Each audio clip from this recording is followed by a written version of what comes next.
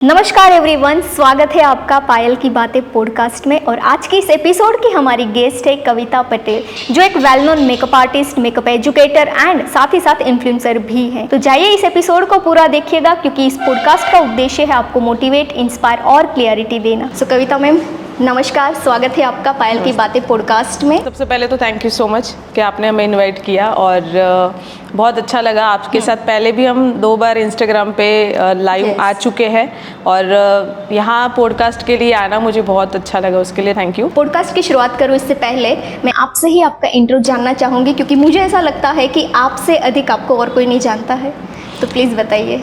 देखो, नारी शक्ति के बारे में मैं बोल सकती हूँ, क्योंकि पहले मैं एक हाउसवाइफ थी, जो मेरी पास्ट लाइफ की बात करूँ तो। एंड उस टाइम पे सिर्फ यही देखा था कि घर के काम करना है, सुबह उठो, सबको चाय पानी नाश्ता खाना सब बनाओ या घर के काम करो, तो वो भी एक नारी शक्ति है। बट मैं इतना बोल सकती हूँ कि हर एक औरत, अगर आप घर के काम भी कर रहे हो तो शायद आपको पता ही नहीं कि आपके अंदर क्या क्या टैलेंट है। तो वो मुझे खुद को भी नहीं पता था, बट जब मैं जैसे बाहर निकली तो मुझे पता चला कि कविता तो ये भी कर सकती है। तो कविता ये कर सकती है, वो बाद में पता चला। मैं ये सोचती हूँ कि शायद हर एक औरत में वो है, लेकिन आपको खुद देखना पड़ेगा, आपको कुछ ढूंढना पड़ेगा कि वो ऐसा क्या है जो आपके अंदर है। तो अगर कविता की बात करूँ तो पहले मैं एक नारी हूँ, तो मैं यही बोलूँगी कि हमारी जो शक्ति है वो हर किसी में है, और मैंने दिखा दी। शायद आप सब लोग भी दिखा सकते हो, बट वो ढूंढना ज़रूरी है। जैसे पायल ने अपना ढूंढ लिया है, मैंने ढूंढ लिया है, तो आप भी ढूंढ सकते हो। तो कविता मैम, मेरा पहला क्वेश्चन आपको ये है कि आपकी ब्यूटी फील्ड की इस जर्नी के बारे में थोड़ा बताइए। सबसे मेन बात मैं बोलना चाहूँगी, हर किसी की जर्नी अलग अलग होती है। एंड मेरी अगर मैं बात करूँ तो मैंने एक्चुअल में कभी सोचा नहीं था कि मैं इस फील्ड में आऊँगी या फिर मैं मेकअप में मास्टरी करने वाली हूँ। ये सारा मैंने कभी सोचा नहीं था। एक्चुअली में पायल एक बात बताओ तो आपको शायद पता है कि मैं पहले सिंगल मदर रह चुकी हूँ, जितना आप मुझे जानते हो। तो इस फील्ड को सिलेक्ट करने का मेन रीज़न ही यही था कि मेरे पास सिर्फ 2 ऑप्शन थे कि या भाई तुम सिलाई कढ़ाई सीख लो, या तो तुम जिसमें तुम्हारी मास्टरी, मतलब मुझे पहले से मेकअप करने का बहुत शौक़ था। कॉलेज में काफ़ी लोग मुझे मेकअप की दुकान भी बोलते थे क्योंकि मैं लिपस्टिक और वो सब तब भी करके जाती थी। तो ज़्यादातर लोगों का ऐसा था कि वो जो वर्ड है वो मुझे याद है कि यही मेरे लिए अच्छा है, शायद इसीलिए मुझे लोग ये बोल रहे थे कि मेकअप की दुकान है ऐसा। एंड मैंने वही फील्ड सेलेक्ट किया, क्योंकि मुझे मेरी बेटी के लिए करना था कुछ। एंड मैंने शुरुआत की, आज से 6 साल पहले मैंने शुरुआत की। और जस्ट ये सोच के किया था कि अपने गांव में एक छोटा सा पार्लर चलाएंगे एंड उसमें अच्छा खासा पैसा कमाएंगे, जो बेटी के लिए ज़रूरी है, मेरे लिए ज़रूरी है। एंड उस हिसाब से मैंने स्टार्ट कर दिया। और एक बोलते ना कि शायद आपके नसीब में या आपकी मेहनत में कुछ ज़्यादा लिखा हुआ है, तो वो हमें मिल जाता है। एग्जैक्टली। तो कहीं ना कहीं मैंने जब शुरुआत की तब मैंने नहीं एक्सपेक्ट किया था कि कविता को इतने ज़्यादा लोग पसंद करेंगे या फिर इतना ज़्यादा प्यार मिलेगा लोगों से। जब शुरुआत किया तब इतना ही कि अपने एरिया के जो लोग हैं उनके साथ में बीट करने का तो नहीं सोचा था, बट ये कि हाँ एक नाम बनाना है इनके जैसा, तो ऐसा सोचती थी 5 साल लगेंगे या 10 साल लगेंगे। उसके बाद धीरे धीरे स्टार्ट करने के बाद में कुछ लोगों को मेकअप पसंद आने लगे। एंड उसके बाद फिर एक होता है कि हमारी जो मेहनत है वो लोगों को भी दिखती है। एग्जैक्टली। कभी कभी मैं हमेशा मेरे स्टूडेंट्स को भी बोलती हूँ कि डिसिप्लिन एक्चुअली बहुत बोरिंग लगता है कि हम कंटिन्यू कंसिस्टेंसी हो गया या डिसिप्लिन बहुत बोरिंग लगता है, बट जब उसका रिजल्ट आता है तो वो बहुत ज़्यादा सुंदर लगता है, बहुत ज़्यादा ब्यूटीफुल लगता है। तो बस डिसिप्लिन में चलते गए, रोज़ रोज़ मेकअप करते गए, प्रैक्टिस करते गए। एंड उसके बाद में अचानक से कुछ एक 2 टाइम जब मैंने लाइव किया, वो ऐसा टाइम आया कि लोगों को बहुत पसंद आने लग गया। और लोग जब सामने से बोलते ना, मैम आप बहुत अच्छा मेकअप कर रहे हो या फिर आप बहुत अच्छा हेयर स्टाइल कर रहे हो, तो हमारे अंदर और ज़्यादा मतलब कॉन्फिडेंस आता है और हम और अच्छा करने की कोशिश करते हैं। तो इस तरीके से जो शुरुआत है मेरी वो ऐसी रही है। बाकी तो और भी बहुत सारी बातें, बट शुरुआत जो है वो कुछ ऐसी रही है कि एज अ मेकअप आर्टिस्ट से मेकअप एजुकेटर बनने के पीछे का रीज़न ये था कि जब मैंने लाइव स्टार्ट किया और लोग मुझे पसंद करने लगे कि आप अच्छा कर रहे हो और हमें और कुछ नया आपसे सीखना है, तो और कुछ नया करके दिखाओ। तो इस तरीके से मैंने शुरुआत की। ओके। ये आपकी जो जर्नी है वो कैसे शुरू हुई, उसमें कितना संघर्ष रहा और कितना टाइम लगा यहाँ तक पहुँचने में? जैसे आज आप मेकअप आर्टिस्ट भी है और एजुकेटर भी है, तो कितना टाइम लगा इसमें? आज से 6 साल पहले की बात है, 6-6.5 साल हुए हैं जब मैंने सीखना स्टार्ट किया था। मैं सूरत से ही VLCC से मैंने स्टार्ट किया था सीखना। पहले मैं सर्च करती थी गूगल पे कि ऐसा कौन सा बेस्ट स्कूल रहेगा या इंस्टीट्यूट रहेगा जिसमें जाके मैं सीखूं। जब मैंने सोचा कि मुझे ये करना है तो पहले सर्च करना ज़रूरी, क्योंकि मेरे पूरे मैं बोलूँगी कि मेरे फैमिली बैकग्राउंड में कोई ऐसा है नहीं जो इस फील्ड से है। तो मैं पहली वो लड़की हूँ जिसने इस फील्ड को सिलेक्ट किया, जो मेरे फैमिली वालों के लिए बहुत अलग भी था डिसीजन मेरा। तो सिलेक्शन किया मैंने, काफ़ी सारे अकेडमीज को सर्च किया एंड उसके बाद पता चला कि यहाँ पे हम जाते हैं। तो मैंने 1 साल तक पहले सीखा है। हेयर केमिकल्स हो गए या फिर स्किन हो गया, कॉस्मेटोलॉजी भी मेरा हुआ है एंड बट उसमें से एक ही चीज़ में इंटरेस्ट था, वो था मेकअप। तो जैसे ही मैंने मेरा पूरा ख़त्म किया स्टडी एंड ये तो था कि गाँव में ही जाना है, वहाँ जाके पार्लर करना है। बट इस फील्ड में आने की शुरुआत की अगर मैं बात करूँ तो वो एक ही रीज़न था मेरी बेटी की, अगर मैं कुछ करूँगी तो उसके लिए इंस्पिरेशन बन सकती हूँ। एज अ सिंगल मदर की बात करूँ तो सो मैंने वो सोच के फिर मैंने शुरुआत किया एंड मैंने पहले सीखना बहुत ज़रूरी है, क्योंकि आपको अगर सिर्फ आईब्रोज आता है, वैक्स आता है और आप दुकान खोल के बैठ जाओ तो वो सही नहीं है। इसीलिए मैंने 1 साल सीखने में लगाया था। सच कहूँ तो बहुत सारे स्टूडेंट ऐसा भी बोलते हैं कि हमने मम्मी के कंगन बेच दिए थे या फिर ज्वेलरी हमारा जो भी था वो हमने शायद सोनार के पास रख दिया, या ये सब चीज़ें बोलते हैं। तो वो मैं भी करके आई हूँ। मेरा खुद का जो था वो मैंने दे दिया था, बेच दिया था ताकि पैसा आ जाए और एजुकेशन के लिए। तो वो एक रिस्क भी है हमारे लिए कि कभी कुछ ऐसा किया नहीं और अचानक से ऐसे जगह से हमने सब डाल दिया और अभी कैसे कर सकते हैं। बट जब तक रिस्क नहीं लेंगे तो पता नहीं चलेगा कि हम आगे बढ़ने वाले हैं या नहीं। तो मैंने सीखने में पैसा लगाया। उसके बाद की अगर मैं बात करूँ तो मेन रीज़न तो जैसे मेरी बेटी आराध्या ही है, बड़ी बेटी। तो जैसे ही मैंने शुरुआत की, धीरे धीरे मेरे को इस फील्ड के बारे में पता चला कि इसमें बहुत कुछ हो सकता है। पहले जो टाइम था वो और अभी का टाइम बोलूँ तो बहुत ज़मीन आसमान का फ़र्क है, स्पेशली कोविड के बाद में। तो मैंने शुरुआत करने के बाद में पता चला कि इसमें अच्छा खासा हम कर सकते हैं और करते हैं। तो देन जैसे ही मैंने शुरुआत करके जो मैंने स्टार्ट कर दिया, उसके बाद पता चला कि हम ब्राइड्स कैसे करना है, या फिर ये मैं रोज़ रात को प्रैक्टिस करती थी। अगर मेरे पास में दूसरे दिन ब्राइड भी होती थी तो भी मैं सोचती थी कैसा आई मेकअप करूँगी, किस तरीके से लिपस्टिक लगाऊंगी। तो उसके बाद मतलब एक पॉइंट मेरे अच्छे लोगों को दिखने लगे एंड वो मेरी जो मेहनत है वो घर के लोगों को भी दिखी। सच एक्चुअली रियलिटी ये भी कि कुछ घर वाले थोड़े अपोजिट थे, क्योंकि ये फील्ड उनको सही नहीं लग रही थी। बट आज सब लोग बहुत ज़्यादा प्राउड फील करते हैं कि जो भी है वो सही रास्ता उसने सिलेक्ट किया। एंड तो एक टाइम ऐसा भी था कि मैंने जो कोर्स सिलेक्ट किया था उसकी फ़ीस जितनी थी उतना ही पैसा मेरे पास था। बट एक कोर्स मेरे को थोड़ा सा अपग्रेड करने का मन हुआ और उस टाइम पे पेमेंट का बहुत इशू आया था, क्योंकि उतना था नहीं और मैं पीजी में भी रहती थी। भाई को फ़ोन किया और बताया कि भाई मेरे को ना एक कोर्स और एक्स्ट्रा करना है। मेरे पापा नहीं है एक्चुअली। तो भाई को फ़ोन किया जो मेरे से छोटा भी है। उसने बोला ठीक है दीदी मैं करता हूँ, जबकि उसके पास भी पैसे नहीं थे। बट उसने बोला मैं कर दूंगा तेरे लिए। तो अपने दोस्तों के पास से उसने लिए और अरेंज किया एंड उसके बाद मुझे दिए, जो सिर्फ अभी हमारे लिए सिर्फ 25,000 है, लेकिन उस टाइम पे मेरे लिए 25,000 थे। वो बहुत बड़ी अमाउंट थी मेरे लिए। एंड वो करने के बाद में फिर एक होता है ना कि वो हमेशा याद रहती है वो बातें। और बस उसके बाद तो मैंने ठान ली थी कि मैं चाहे कुछ भी हो, जितना पैसा लगाया है उससे कई ज़्यादा मेहनत करूँगी और जितना ज़्यादा मैं मेहनत करूँगी उसका फल मुझे ज़रूर मिलेगा। और दिन रात एक करके सिर्फ और सिर्फ मेहनत करते गए और उसके बाद लोगों के सामने धीरे धीरे कविता दिखती गई और ख़ुद को भी फील होने लगा, घर के लोगों को फील होने लग गया कि हमारी बेटी का डिसीजन या मेरी बहन का डिसीजन बहुत सही था कि उसने ये फील्ड को सिलेक्ट किया। एग्जैक्टली। तो बस ऐसे मैंने शुरुआत की और बहुत सारी ऐसी बातें शायद अभी मुझे याद आए या ना आए, लेकिन हम शायद बातें करें तो वो धीरे धीरे याद आती जाएगी। अच्छा, तो मुझे पता है तब तक आप एक छोटे से गांव से हैं और वहाँ से आप एक बड़े शहर में शिफ्ट हुए सिर्फ एक मेकअप की जर्नी को क्रिएट करने के लिए। तो ये सफ़र आपका कितना संघर्ष में रहा?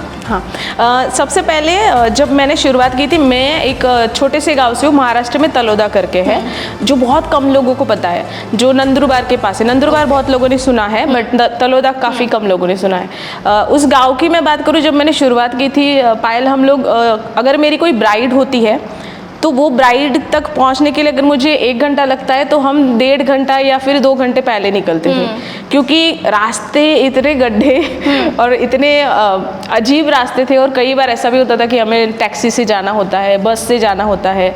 तो उस तरीके से मैं और प्रियंका जो आज हमारे केपी मेकओवर टीम से भी है, हम दोनों हमारा वैनिटी और हेयर का बैग लेके फ्रीलांसिंग के वही मैं कर रही थी तब, फ्रीलांसर एज अ फ्रीलांसर मैं जाती थी वहाँ पे। एंड धीरे धीरे एक गांव से दूसरे गांव में, दूसरे गांव से तीसरे गांव में, वो एक होता है ना कि सब एक दूसरे को बताते हैं कि कोई कविता करके ना एक तलोदा में आई है, बहुत अच्छा मेकअप करती है। तो वैसे करते करते सब लोगों तक ये बात पहुंची, और जितना ज़्यादा लोगों तक बात पहुंची उतना ज़्यादा मेहनत करना है, क्योंकि जितना लोग एक्सपेक्ट करते तो हमें फील होता है कि अच्छा मेरा नाम वहाँ तक जा रहा है, तो मतलब एक्सपेक्टेशन अभी ज़्यादा है और मुझे भी ज़्यादा अच्छा करना पड़ेगा। और ये जो जर्नी है, जैसे कई बार तो मैंने ये भी किया है कि मैं फेशियल्स भी करती थी पहले, या स्किन का भी करती थी। तो मुझे एक गाँव से कोई बोलता था कि हम 4-5 औरतें हैं, तो आप यहाँ फेशियल करने आओगे? तो मेरा एक होता था कि मैं आऊँगी ज़रूर, लेकिन 500 के ऊपर का एक फेशियल होना चाहिए तो ही मैं आऊँगी, क्योंकि उसके नीचे होगा तो मैं नहीं आ पाऊँगी।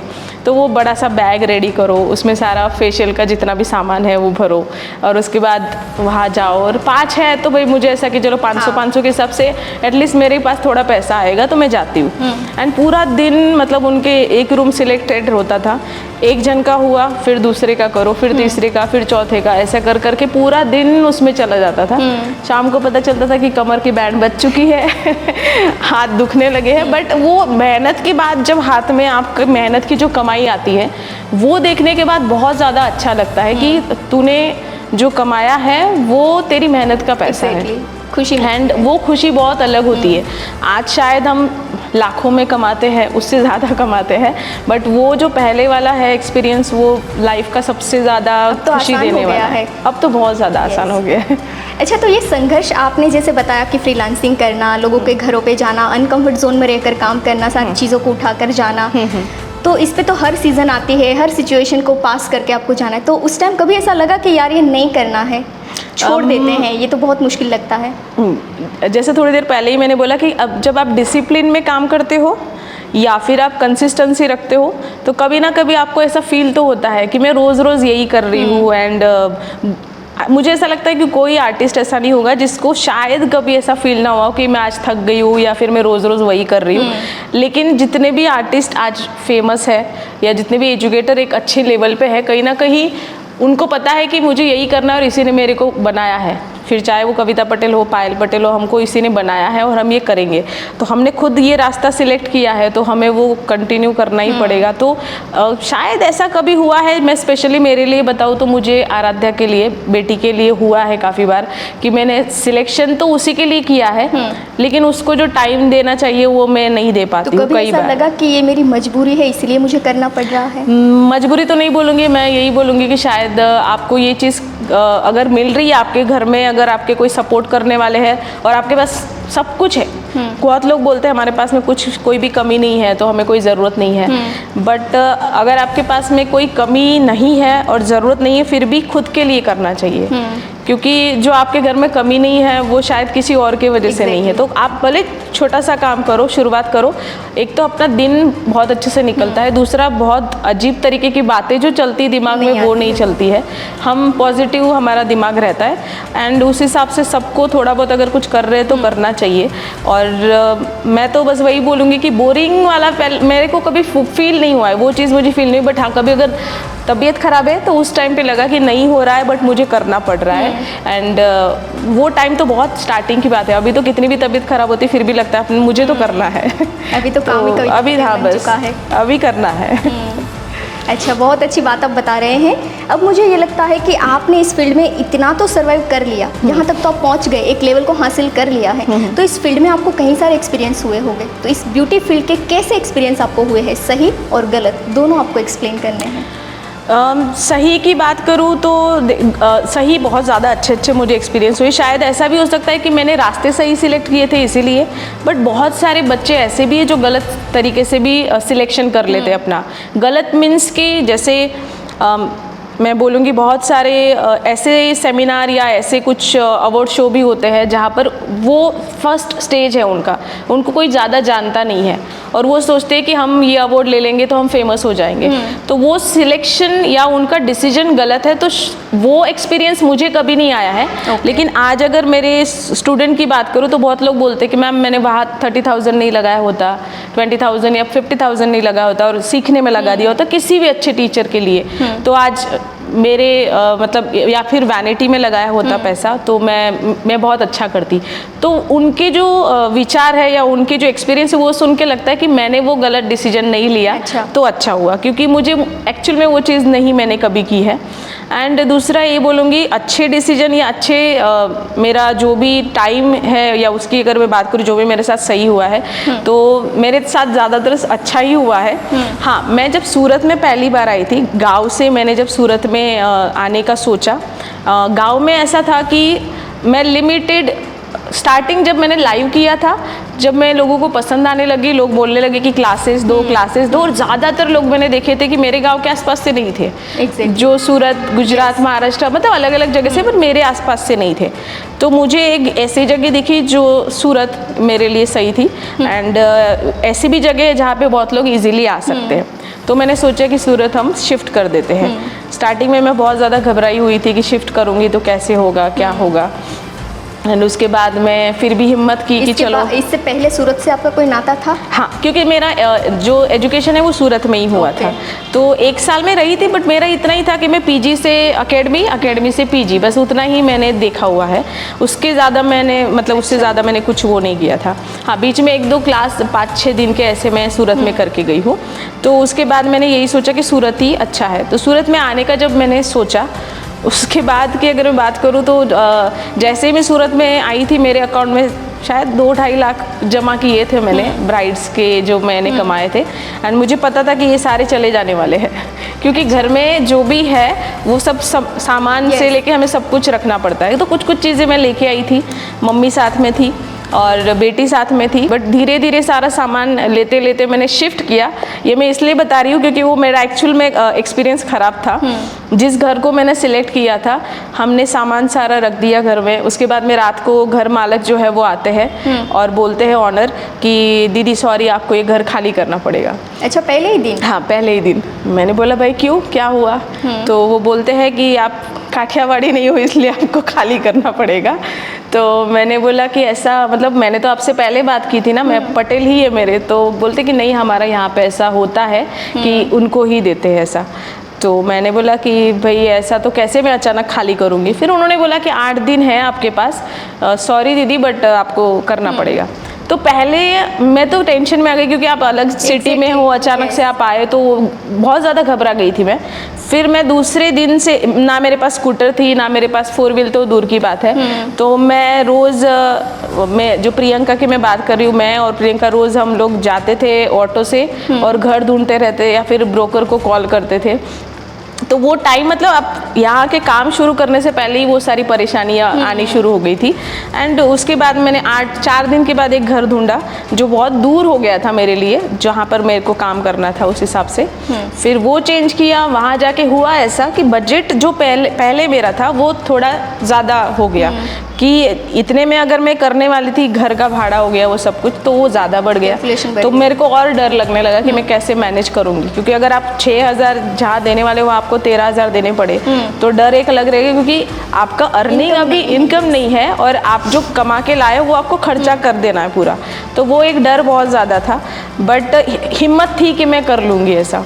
एंड उस टाइम पे ना यहाँ पे कोई अकेडमी है, ना कोई ज़्यादा जान पहचान है, सिर्फ एक सपोर्ट, एक ही चीज़ बोलूँगी, जो मैं लाइव करती थी एंड मैं ऑनलाइन क्लासेस छोटे मोटे मेरे तब चलते थे। एंड तब मेरे फॉलोअर्स भी बोलो तो सिर्फ 30,000 के आसपास होंगे जब मैं सूरत में आई थी। तो उसकी अगर मैं बात करूँ तो जैसे ही मैंने घर शिफ्ट किया, वहाँ पर सब सही हुआ। एंड उसके बाद मैंने शुरुआत किया मेरा लाइव कंटिन्यू आना। तो वो जो टाइम था एक मेरा, वो मेरा बैड एक्सपीरियंस मैं बोल सकती हूँ कि मेरा वो टाइम भी वेस्ट हुआ उतना, और मुझे वो फील हुआ कि मेरा ये टाइम गया। एंड मेरे को कई बार रोना भी आया था अकेले में कि कैसे करूँगी मैनेज, सबको लेके तो आ गई हूँ। फिर धीरे धीरे वो टाइम निकल गया एंड उसके बाद लाइव फिर एक क्लास रखा धीरे धीरे। फिर उसमें से जब आप इनकम आपकी शुरू हो जाती है तो कॉन्फिडेंस अपने आप आने लगता है। तो फिर मैं मतलब धीरे धीरे मैनेज हो गई, सूरत के कुछ लोगों के साथ पहचान होने लग गई। तो वो एक टाइम था जो मेरे लिए ख़राब था। जैसे बहुत लोग बोलते हैं कि हमारे पास ये नहीं है, हमारे पास वो नहीं है, तो मैं बोलूँगी शायद इससे भी कई ज़्यादा बुरे दिन हमारे भी थे, लेकिन आपके पास अगर हिम्मत है और आपके पास अगर काम करने की चाहत है तो सब कुछ सही हो सकता है। तो वैसे करके मैंने वो मेरा टाइम निकल गया और मेरे अच्छे टाइम तो बहुत सारे हैं। सबसे पहले मैं आप जितने भी लोग मुझे देख रहे हैं या पायल जी को देख रहे हैं, मैं बताना चाहूँगी मेरी लाइफ का सबसे पहला सेमिनार जो है वो पायल जी के साथ ही हुआ था। उनके तो काफ़ी हो चुके थे, लेकिन मेरा सबसे पहला जामनगर में हमारा साथ में हुआ था। एंड मैं जैसे ही मुझे पता चला कि आपके साथ मेरा सेमिनार होने वाला है, मैं बहुत ज़्यादा खुश हो रही थी। मेरा फ्री में था तब, क्योंकि मेरा पहला था। आपका काफ़ी टाइम, आप बहुत ज़्यादा सीनियर थे मेरे से, तो मुझे बहुत खुशी थी कि भाई मैं पायल जी के साथ सेमिनार करने वाली। उसके बाद हमारा आई थिंक महसाना में साथ में था ना, वहाँ से तुरंत एक दिन के गैप के बाद में। तो वो लाइफ का पहला एक्सपीरियंस, जबकि दोनों का मॉडल अलग अलग थे, बट एक था कि भाई एक ही ब्रोशर में कविता का भी फोटो है और पायल का भी फोटो है। तो वो बहुत खुशी हो रही थी, प्राउड फील हो रहा था, क्योंकि एक्चुअल में पायल ये सच है कि जब आप शुरुआत कर रहे हो और आप जब बड़े बड़े आर्टिस्ट हैं या जो आप जिनको आप अपने बोलते हैं ना कि लेजेंड मानते हो, और अचानक से आप उनके साथ स्टेज पे खड़े रह रहे हो या फिर सामने बात भी कर रहे हो, तो वो बहुत अलग या बहुत अच्छा मोमेंट होता है। तो वो भी मेरे लाइफ का बहुत अच्छा एक्सपीरियंस रहा है। एंड वो जब आप स्टेज पे मेन हेयर स्टाइल कर रहे थे तो मैं ध्यान से देख भी रही थी कि मैं देखती हूँ कि किस तरीके से बात करते हैं। तो मैं कर तो पाऊंगी, लेकिन फिर भी देखना ज़रूरी, क्योंकि इनको बहुत ज़्यादा एक्सपीरियंस है स्टेज से बात करने की। तो इसलिए मैं थोड़ा थोड़ा आपको देख लेती थी, अच्छा ठीक है इनके बाद मेरा है, अभी मैं जाती हूँ। बट मेरा वो टाइम भी बहुत अच्छा है, बहुत लोगों ने उस टाइम पे बहुत प्यार दिया। नहीं तो एक होता है ना, कई बार ऐसा होता है कि एक अच्छी फेमस आर्टिस्ट है और एक न्यू फेस है, तो कई बार वो इग्नोर भी हो जाता है। बट एक चीज़ है, मैं इग्नोर शायद इसलिए भी नहीं हुई क्योंकि मैंने जब मेरा सीखने का टाइम था तब मैंने सिखाना चालू नहीं किया था। तब मैंने सिर्फ सीखने पे फोकस किया था। तो जब हमारा सीखने का टाइम है तो हमें सीखने पे ही फोकस करना चाहिए, और जब टाइम आ गया कि आप सिखा सकते हो तो तभी आप उसको चालू कर दो। तो वो इतना कॉन्फिडेंस था कि लोग पसंद करेंगे। तो बहुत सारे अच्छे एक्सपीरियंस है, लेकिन ये वाला बहुत अच्छा एक्सपीरियंस। अच्छा, ब्यूटी फील्ड में आपको कौन सा ऐसा एक्सपीरियंस गलत हुआ है? ब्यूटी फील्ड में लोगों की बात हो या ऑर्गेनाइजर की बात हो, मतलब जिस भी लोगों के साथ आपने काम किया है, उनके साथ आपका कैसा एक्सपीरियंस मतलब रहा है? एक बार हमारा चंद्रपुर में सेमिनार था, उन ऑर्गेनाइजर का नाम मुझे एग्जैक्ट याद नहीं है अभी, सच बोलूँ तो। वहाँ पे मतलब एडवांस जो है अपना, जो भी हमारा एडवांस था वो आ चुका था। एंड हम पहले, इससे पहले की बात करूँ, जब स्टार्ट, आज से वो 4 साल पहले की बात होगी, जब मैं सूरत में नए नए मेरे जो सेमिनार थे, तो ट्रेन से हम लोग, हमारी 4 या 5 लोगों की टीम होती है, तो 4 लोग हम निकले। हम यहाँ से कंटिन्यू, जैसे प्रियंका उनको कंटिन्यू फ़ोन कर रही है, हम ट्रेन में बैठ गए बताने के लिए, तो वो फ़ोन नहीं उठा रहे हैं। तो थोड़ा सा डाउट तो हो रहा था कि कुछ तो गड़बड़ होने वाली है ऐसा। अच्छा। फिर कुछ 15-20 मिनट, आधे घंटे बाद कॉल आया कि मेरे हस्बैंड आपको लेने आ रहे हैं। एंड उनके हस्बैंड लेने आए, हम लोग गए, होटल में रुके, एंड वो अचानक से बोलते हैं दूसरे दिन कि मैम सॉरी बट ज़्यादा लोग नहीं है, ऐसा करके उन्होंने एक मैसेज डाला। ठीक है। अच्छा। जबकि मुझे पता चला था कि 130 से ज़्यादा सीट बुक हो चुके हैं, और 130 कम नहीं होते हैं। हाँ। ठीक है, हम उतना तो कर सकते हैं। मैं तो बोलूँगी 50 लोग भी हो तो भी कविता सिखाएंगे, क्योंकि मेरे लिए वो 50 लोग आए हैं। फिर मुझे बाद में कुछ और पता चला, और वो बात ऐसी थी कि सारे जितने भी लोग आए थे, नागपुर, भंडारा, इवन आई थिंक धुलिया से भी कुछ लोग आए थे, और मेरे तलोदा से भी कुछ लोग आए थे। तो वो सारे लोगों ने किसी से पूछा कि कविता मैम किस होटल में है बताओ, तो वो सीधा सब मेरे पास आए, कम से कम 50 लोग होंगे। अच्छा। एंड बोले कि मैम आप सेमिनार के लिए क्यों नहीं आए ऐसा। तो मैंने बोला कि मुझे ऐसा बोला गया, मैं तो रेडी हूँ, बट ऐसा हुआ।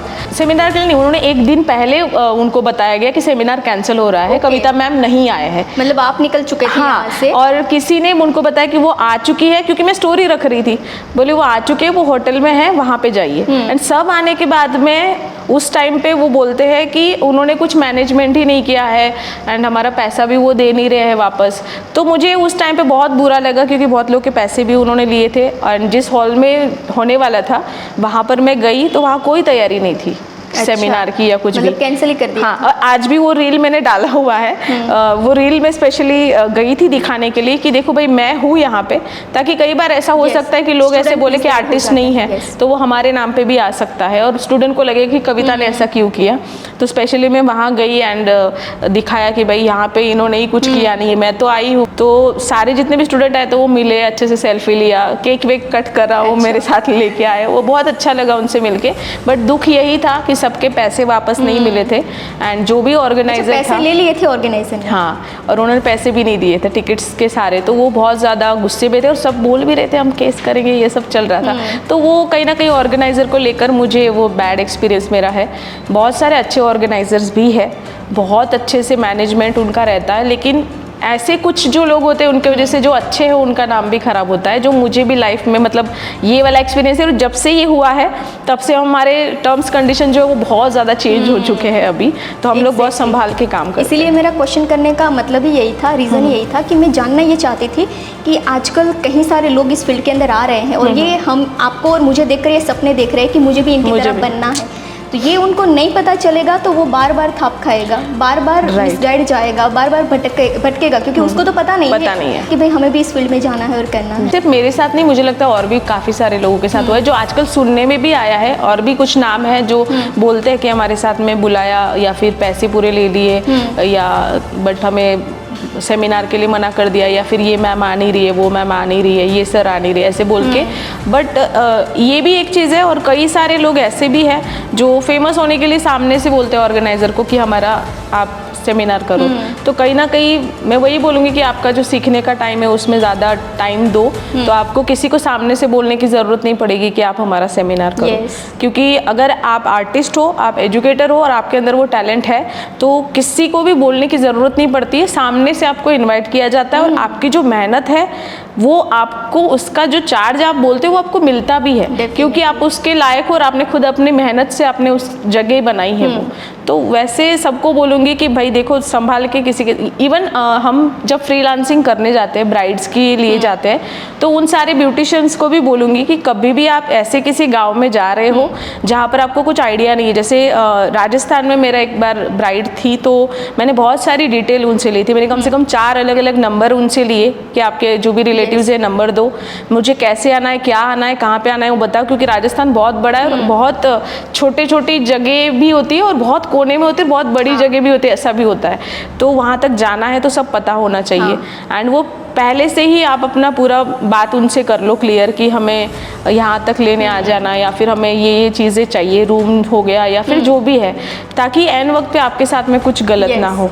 कई बार ऐसा होता है, आप सारे जितने भी ब्राइड्स है वो तो हमें बुक कर लेते हैं, लेकिन वो बिजी हो जाती है, तो आपके पास मेन सिर्फ ब्राइड्स का नंबर हुआ और दूसरों का नंबर नहीं हुआ तो आप फंस सकते हो, या फिर कई टाइम आप खड़े रहोगे एक ही जगह पे, परेशान हो सकते हो। तो जब भी आप फ्रीलांसिंग कर रहे हो तो ये भी ध्यान रखना, यहाँ पे भी ये दिक्कत हो सकती है किसी के साथ भी। अच्छा, तो ये आपने सारी बात बताई और आगे आपने ये भी बताया कि मेरे में हिम्मत थी और मुझे इग्नोरेंस नहीं मिली है, पहला ही स्टेज था और इग्नोरेंस नहीं मिली है। तो देखिए आपकी जर्नी में आपको इग्नोरेंस नहीं मिली है, तो कहीं लोग आते हैं इनिशियल स्टेज पे ही वो डर जाते हैं और इग्नोरेंस मिलने की वजह से वहीं से ही गिव अप कर देते हैं, छोड़ देते हैं जी। तो आपको ये हिम्मत मिलती कहाँ से है? हिम्मत तो अभी बोलूँगी मेरी बेटियों से ही बोलूँगी मैं, मिलती है, क्योंकि मैं आज बोलती हूँ, आज अभी मेरी दूसरी बेटी भी है जैसे आपको पता ही होगा।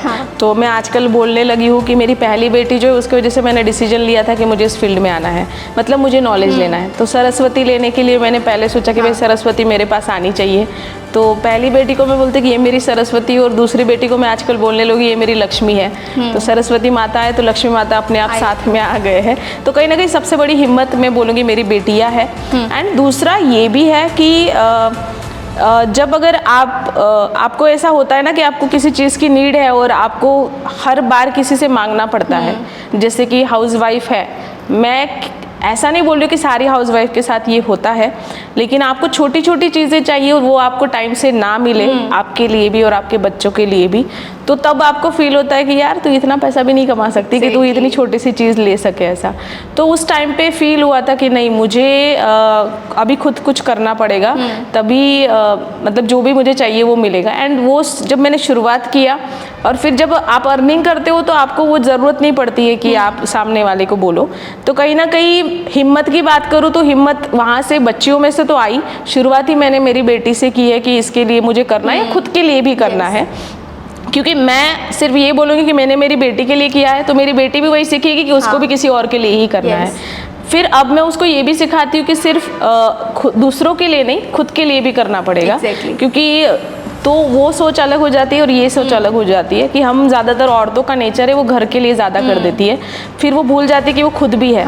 तो हिम्मत आपको खुद से भी मिलेगी।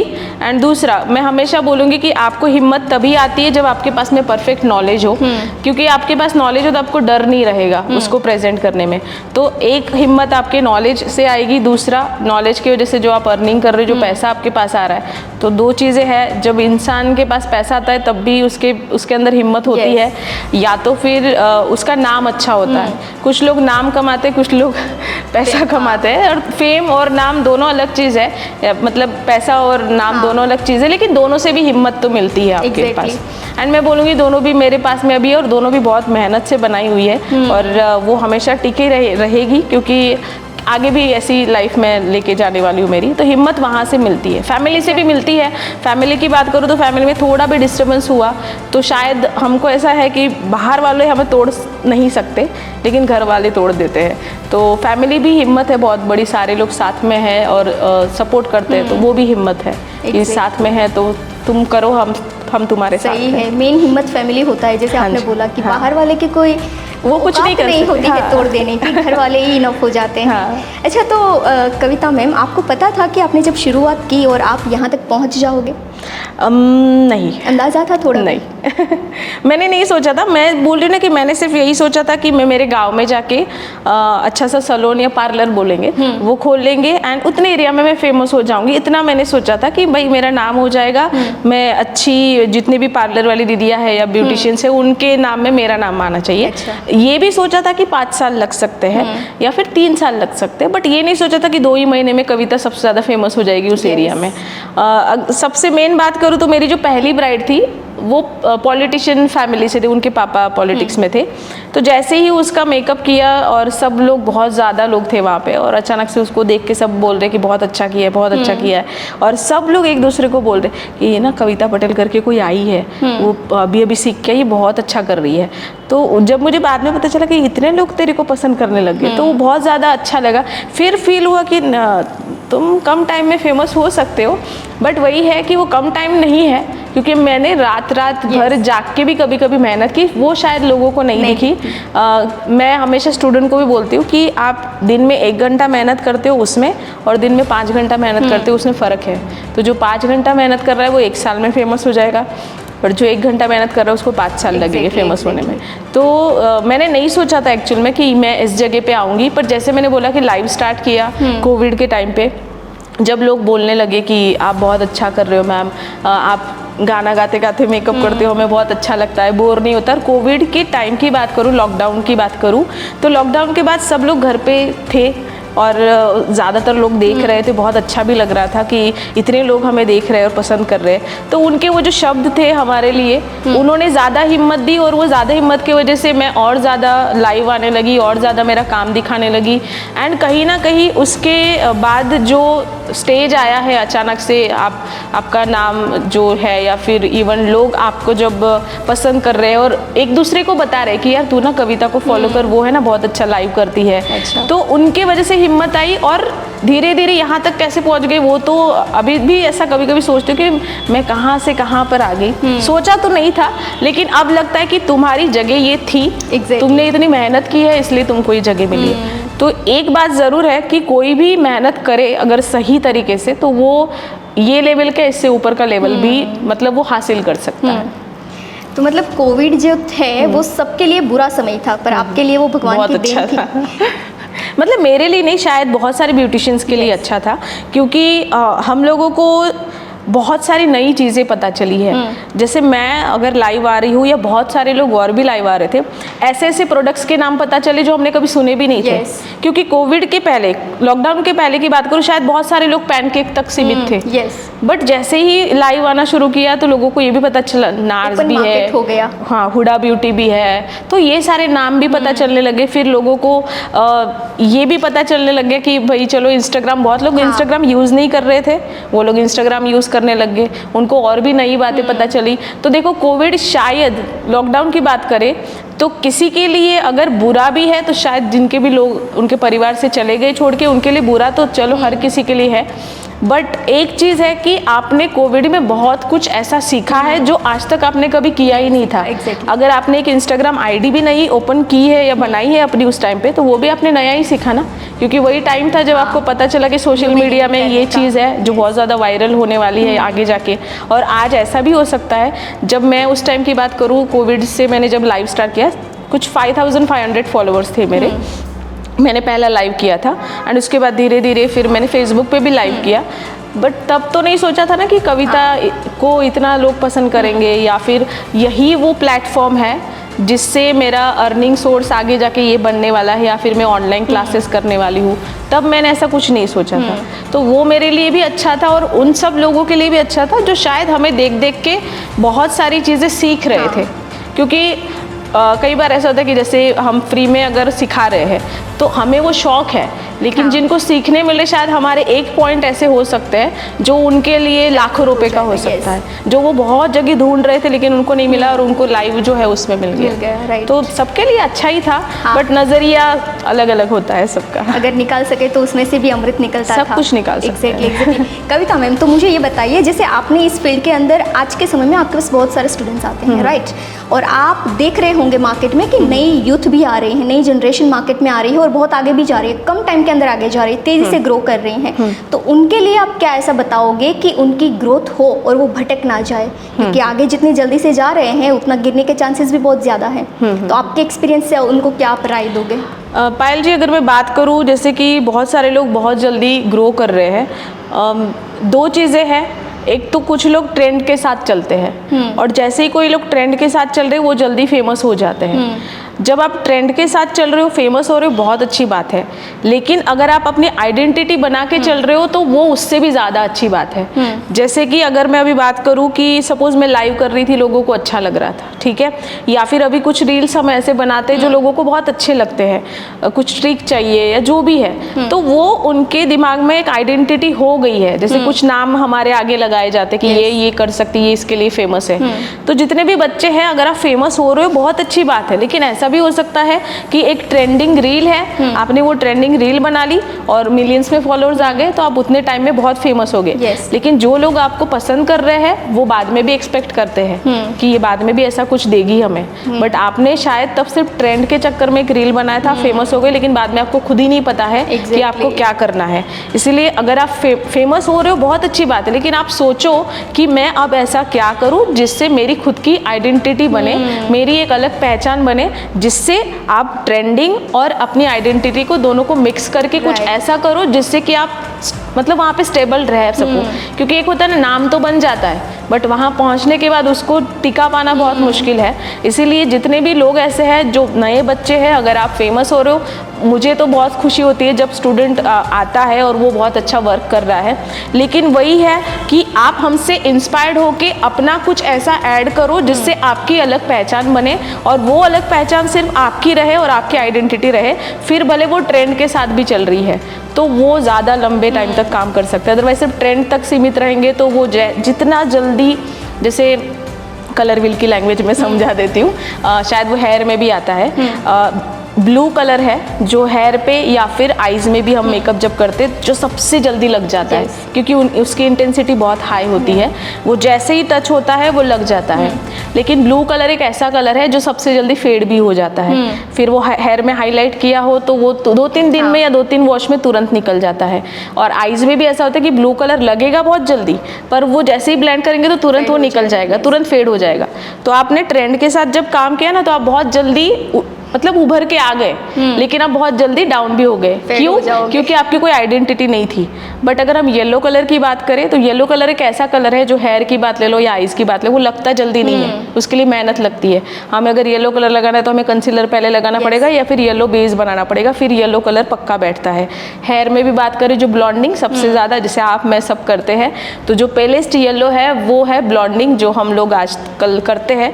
वो एक ऐसा कलर है जो हमारे हेयर पूरे लॉन्ग ना हो जाए, जब तक ना झड़े या फिर ना कट हो तब तक वो निकलता नहीं। फेड होने के बाद भी अच्छा लगता है। मतलब वो लगने में बहुत मेहनत लगता है, उसमें वो लगता बहुत देर से है, लेकिन वो जाता नहीं है क्योंकि उसने बहुत मेहनत से अपनी जगह बनाई है, तो वो उतनी ही उभर के लोगों के सामने आता है। तो वो कलर का एग्जांपल इसलिए दे रही हूँ क्योंकि अगर आप फेमस हो रहे हो बहुत अच्छी बात है, आपको भी अच्छा लगता है, मुझे भी अच्छा लगता है, बट उसको टिका के रखना, उसके लिए हमारी आइडेंटिटी बना ली हमने। तो सब बच्चों को भी बोलूँगी कि आप भी प्लीज़ उस पर ध्यान दें कि हमें ऐसा क्या करना चाहिए जिससे कि हम दोनों चीज़ों का तो जो भी है बना के रखें और हम एक साथ में दोनों को लेके चलें। अग्री ये पॉइंट के साथ मैं अग्री करती हूँ, क्योंकि जैसे आपने बोला कि फेमस तो हो जाते हैं, पर फेमस होने के बाद लोगों की एक्सपेक्टेशन आपसे बहुत ज़्यादा बढ़ जाती है कि अब मुझे इनसे ये चाहिए जी, है ना। तो ये आपने बिल्कुल सही बताया कि आप उसी के साथ साथ अपने ऊपर भी ऐसा काम करिए कि आप रिस्पॉन्सिबिलिटी पूरी कर सकें, लोगों की जो जिम्मेदारी आप पे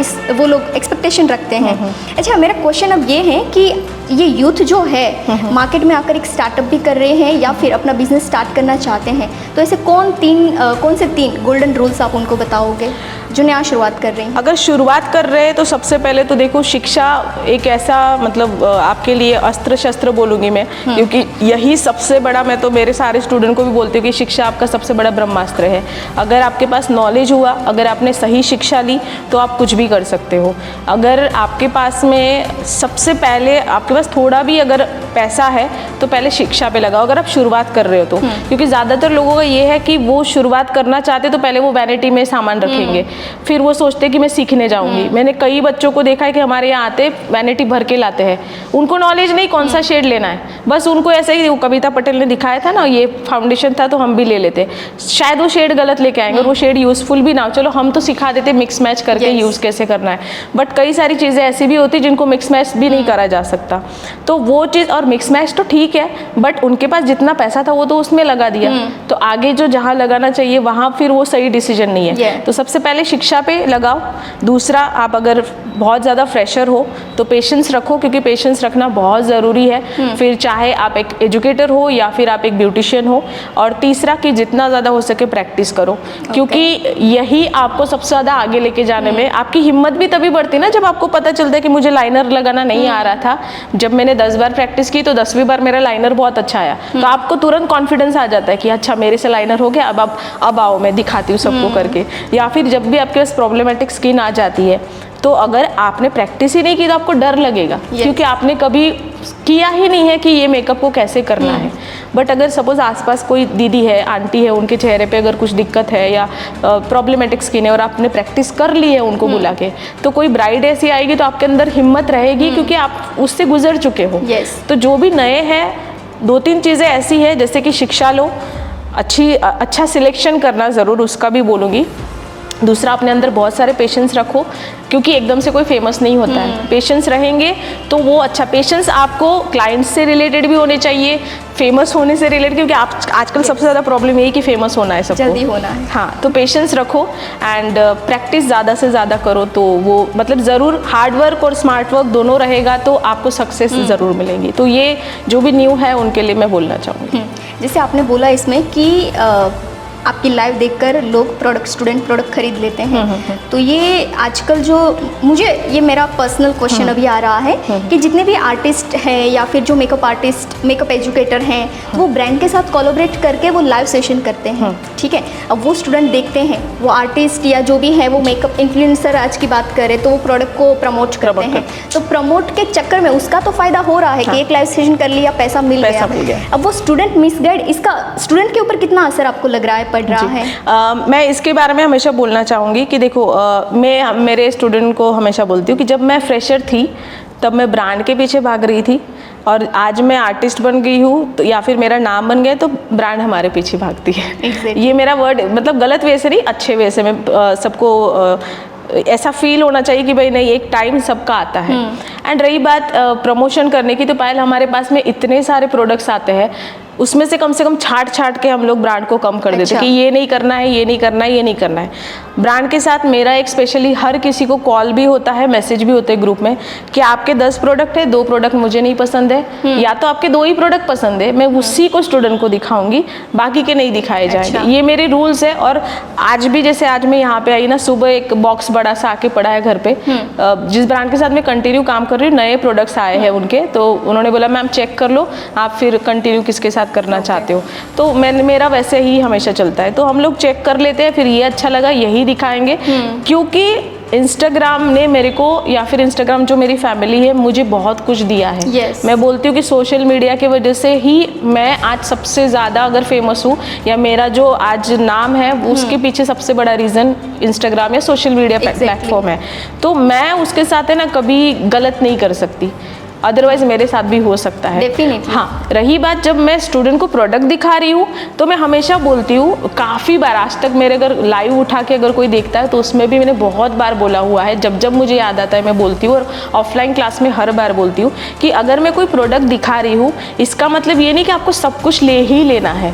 इसका मतलब ये भी होता है, मैंने देखा है कि आर्टिस्ट वो भी बोलते हैं कि आप अभी खरीद लो, अभी इतना डिस्काउंट मिल रहा है, तो लाइक ये तो पैसों के चक्कर में आप किसी को एक डिसीजन लेने का मौका भी नहीं दे रहे हैं। नहीं, वो चीज़ है कि हम लोग जब उनको बोल रहे हैं, जैसे मैं भी काफ़ी बार बोलती हूँ कि आपके पास में 24 घंटे का टाइम है, क्योंकि मेरी स्टोरी 24 घंटे रहेगी, तो आपको जितना जल्दी हो सके ले लीजिए। अब कई बार ऐसा होता है कि 24 घंटे चले जाते हैं, उसके बाद पर्सनल डीएम आते हैं या मैसेज आते हैं, मैम प्लीज़ वापस स्टोरी रखो ना, हमको लेना था लेकिन हम भूल गए। ठीक है, तो इसलिए मैं ये हमेशा ऐड करती हूँ। दूसरा कि अगर मैं बोल रही हूँ कि ये प्रोडक्ट आपको लेने हैं, तो आप पहले अपनी वैनिटी में देखो कि क्या उसका सब्सटीट्यूट आपके वैनिटी में है। अगर है तो आप मत लो, नहीं है तो आप लो। जैसे कि अभी ग्रिपिंग प्राइमर आए हैं मार्केट में नए, ठीक है। अब ग्रिप प्राइमर एक ब्रांड के नहीं, 4-5 ब्रांड के हैं। सपोज किसी का पहली बार आ गया और हमारी वैनिटी में वो था ही नहीं, और मैं बोल रही हूँ कि ये ऐसा प्राइमर है जो ग्रिप देता है, और एक्चुअली में वो अच्छी चीज़ है कि बहुत अच्छे से मेकअप को स्टिक करके रखता है और लॉन्ग लास्टिंग रखता है। अब अगर मैं वो दिखा दिया है, सपोज सेम 4 अलग अलग है प्राइमर और चारों भी अच्छे हैं, और मैं चारों के बारे में बोल रही हूँ, मैंने 4 दिन पहले किसी और के बारे में बोला और 4 दिन बाद किसी, अभी ऐसा तो नहीं है कि सिर्फ कविता ही अच्छा मेकअप करती है, तो ऐसा भी हम नहीं बोल सकते कि एक ही प्रोडक्ट अच्छा है। 4 ब्रांड के भी हो सकते हैं, 5 भी हो सकते हैं। तो वो जब हम बताते हैं, तो अगर मैंने पहले 4 दिन पहले अगर कोई ग्रिप प्राइमर के बारे में बोला है और आपके पास वो है, तो 4 दिन बाद अगर किसी और के बारे में बोल रही, तो आप वो मत लो। ये मैं सामने से बोलती हूँ कि सेम सब्सटीट्यूट अगर वैनिटी में है तो उस पर पैसा आपको नहीं लगाना है। और ये हमेशा ऑनलाइन क्लास में तो मैं कंटिन्यू बोलती हूँ कि आपके पास अगर ये है तो ये मत लो, किसी और पे पैसा लगाओ जिसकी नीड है। सेम प्रोडक्ट मतलब खत्म हो जाएगा तो दूसरा ट्राई करके देखना। तो ये मेरे तरफ से रहता है। बाकी हाँ, कई सारे लोगों का मैं ऐसा बोल सकती हूँ कि वो सिर्फ यही चाहते हैं कि ज़्यादा से ज़्यादा अगर प्रोडक्ट ये ले लेंगे तो ब्रांड मेरे पास दोबारा काम करेगी। ऐसा भी होता है बहुत सारे लोगों का, इसलिए बोलते हैं कि अच्छा, तो मतलब जो आर्टिस्ट प्रोडक्ट को प्रमोट कर रहे हैं वो तो हर एक लाइव सेशन में मतलब ब्रांड के साथ कोलैबोरेट करते हैं तो प्रमोट करेंगे और उसकी तारीफ भी करनी पड़ेगी कि पैसा मिल रहा है तो करनी पड़ेगी। तो इससे क्या स्टूडेंट्स के ऊपर ये इम्पैक्ट पड़ेगा कि एजुकेशन से ज़्यादा प्रोडक्ट का इंपॉर्टेंस है? डिपेंड करता है कि किसके ऊपर। देखो, अगर आपको ये बताया जा रहा है कि ये प्राइमर है, आप ले लो, ये ब्रांड का है, ले लो, ये एक जन बोल रहा है, और दूसरा अगर ये बोल रहा है कि ये प्राइमर है, इसमें इतने सारे गुण हैं या फिर इसके इतने बेनिफिट हैं और हम आपको यूज़ करके दिखा रहे हैं कि ये ऐसे यूज़ किया जाता है, तो वो एजुकेशन भी दे रहा है, ठीक है। और आपके ऊपर डिपेंड करता है। मैं बोल रही हूँ कि ये बहुत अच्छा है, इसमें इतनी इंग्रेडिएंट्स हैं, या फिर ये ऐसे यूज़ किया जाता है, या फिर इसको आपको ऐसे नहीं करना है, अगर आप ऐसे यूज़ करोगे तो स्क्रब जैसा निकलेगा। कई बार ऐसा होता है, कुछ प्रोडक्ट ऐसे भी है जैसे उनके पास वो चला गया है लेकिन उनको एप्लीकेशन कैसे करना है वो पता नहीं है। क्यों नहीं पता है? क्योंकि मैंने सिर्फ शायद लाइव में ये बोला होगा ले लो, तो उसने ले लिया। बट अगर मैं लाइव में बता रही हूँ कि इसको ऐसे नहीं, इसको ऐसे अप्लाई करना है, आप ऐसे अप्लाई करोगे तो आपको पता चलेगा कि ये प्रोडक्ट कितना अमेजिंग है। एंड जब आज तक पायल मैं बोलती हूँ, मैंने जितने भी प्रोडक्ट स्टूडेंट को दिखाए, एक सिंगल शिकायत नहीं है कि आपके बोलने के बाद हमने ये प्रोडक्ट बाय किया और ये हमें अच्छा नहीं लगा। हाँ, कुछ चीज़ें ऐसी होती जो बोलते हैं मैम अभी तक मेरा प्रोडक्ट नहीं आया, ब्रांड से मैंने आपकी स्टोरी से लिया था, वो क्यों नहीं आया, आप प्लीज़ उनको पूछो ना। फिर हमें बताना पड़ता है बेटा आपको वहाँ पूछना है, बट फिर भी हम ब्रांड को ग्रुप में बता देते हैं कि आप प्लीज़ देखिए, क्योंकि हम आपका जो भी प्रोडक्ट है वो हमारे पेज से स्टूडेंट तक जा रहा है, तो हमारे वजह से जा रहा है, तो वो उन तक टाइम से पहुंचना चाहिए। तो बहुत सारी ब्रांड को हम स्ट्रिक्टली बोल देते हैं अगर टाइम से प्रोडक्ट जाएगा तो ही हम करने के लिए रेडी। और प्रोडक्ट्स आपका सही होना चाहिए। बहुत सारे प्रोडक्ट्स ऐसे जो छाट के रखे हैं, नहीं करूंगी मतलब नहीं करूंगी, तो मैं तो लाइव में भी बोल देती हूँ कि ये मुझे पसंद नहीं, मैं नहीं करूंगी ऐसा। नहीं, जैसे आपने बोला कि प्रोडक्ट के साथ में एजुकेशन देना बहुत परफेक्ट वे है कि भाई उनको पता भी चल रहा है कि ऐसे ही सीखना है और फिर इसका यूज़ करना है, राइट। अब मुझे ये बताइए कि कविता पटेल सक्सेस बहुत हो रहे हैं और सक्सेस है भी और हो भी, मतलब कंटिन्यूस भी है, सस्टेन भी है सक्सेस और आगे भी जा रहे हैं, तो ऐसा तो क्या करते हैं कविता पटेल? कविता पटेल बहुत बोलते हैं कि दिन रात बहुत ज़्यादा, अभी तो दुगनी हो गई मेहनत क्योंकि बेबी आ चुकी है। एंड इतना बोलेंगे डिसिप्लिन में आप कंटिन्यू काम करते रहो, चाहे आप परेशान हो तो भी काम करते रहो, चाहे आपका मूड अच्छा नहीं है तो भी आप काम करते रहो, चाहे आपकी पर्सनल लाइफ भी अगर डिस्टर्ब होती है तो भी आपको काम करते रहना है। अच्छा। या फिर आपके बॉडी में अगर आपको लग रहा है थकान है, जैसे किसी को ऐसा लगे कि मैं थक गई हूँ तो मैं घूम के आती हूँ बाहर, थोड़ा 2-3 राउंड मार के आती हूँ या मूवी देख के आती हूँ, तब भी मुझे ऐसा लगता नहीं, कोई नहीं, मैं मेरे मेकअप की मूवी बना लेती हूँ, 2-3 कलर मिक्स मैच करके देखती हूँ कैसे लगते हैं। तो वो एक चीज़ है। हाँ, ऐसा नहीं कि हम लाइफ को एंजॉय नहीं कर रहे, ऐसा नहीं बोलेंगे, बट वही है कि अगर हम मेहनत अगर कर रहे हैं या फिर कंसिस्टेंसी है या डिसिप्लिन के साथ काम कर रहे हैं तो कोई भी इंसान फेमस हो सकता है। सिर्फ कविता नहीं बोलूँगी, और भी ऐसे बहुत लोग हैं जो डिसिप्लिन में काम कर रहे हैं, शायद आज नहीं कल नहीं परसों वो फेमस ज़रूर होने वाले हैं। और एक बार अगर आप फेमस हो जाते हो या आपका नाम बन जाता है, उसके बाद आपको ना हर रोज़ सोचना पड़ता है अब मैं नया क्या करूं, या फिर मैं अब नया ऐसा कौन सा क्लास लेके आऊं जिससे कि स्टूडेंट को अच्छा लगेगा। तो कहीं ना कहीं कविता फेमस है या फिर उसका नाम अच्छा बन रही है या आगे और भी अच्छा करेगी, क्योंकि इसके पीछे रीज़न मेन मैं ये भी बोलना चाहूँगी, जितना भी अब तक मैं कर रही हूँ मैं बहुत ज़्यादा दिल से करती हूँ, क्योंकि ना मुझे ज़ीरो से लेकर यहाँ तक की जर्नी मुझे पता है कि कहाँ कहाँ पैसों का प्रॉब्लम हुआ था, कहाँ पर कुछ शायद किसी से कुछ सुनना पड़ा था। तो ये सारे शब्द आज भी मुझे याद रहते हैं और मैं हमेशा उस बात को दिमाग में रखूँगी, चाहे मैं किसी भी लेवल पर चली जाऊँ। और इवन मैं बहुत सारे आर्टिस्ट को भी ये बोलना चाहूँगी कि आप अगर बहुत सारे लोगों, ये भी हम बिगिनर्स की कंटिन्यू बात कर रहे हैं, लेकिन अभी हम आर्टिस्ट की भी बात कर लेते हैं कि आप आर्टिस्ट बन जाते हो, फेमस हो जाते हो ना, आपके अंदर एक अलग ही ईगो भी आ जाता है। तो जो फेमस आर्टिस्ट है उनको बोलना चाहूँगी कि आप अहंकार मत रखो, क्योंकि आपको बनाने वाले वही लोग हैं जो आपको देख रहे हैं। तो शायद बिगिनर्स जो है उनके वजह से ही हम आर्टिस्ट है, तो वो अहंकार अगर आपके अंदर आया तो वो भी चला जा सकता है आपका नाम। और जो स्टूडेंट है उनकी अगर मैं बात करूँ, जो नए हैं, तो उनको मैं बोलूँगी कि आप बहुत ज़्यादा सुपर फास्ट मत बनो, थोड़ा सा धीरे धीरे चलो अभी, क्योंकि 5G 4G जो भी है वो है, बट अभी आप 2G में काम करोगे तो अच्छा रहेगा। मतलब मैं प्रैक्टिस के बारे में बोल रही हूँ। तो एज अ आर्टिस्ट मैं बोलूँगी कि अहंकार मत रखो और कंटिन्यू काम करते जाओ, भले आप कोई भी लेवल पे हो। आप ज़मीन से जुड़कर रहोगे या जितना अच्छा हो सके लोगों को दोगे तो आपको रिटर्न में बहुत ज़्यादा मिलने वाला है, और वो तो मिलता है, सच में मिलता है। एग्जैक्टली। अच्छा, आपने बोला कि दूसरी बेटी आने के बाद मैंने मेहनत और बढ़ाई, बहुत ज़्यादा। जब पर्सनल लाइफ डिस्टर्ब होती है तब भी काम करना है, जब मूड नहीं होता है तब भी काम करना है, पर लोग तभी तो छोड़ देते हैं।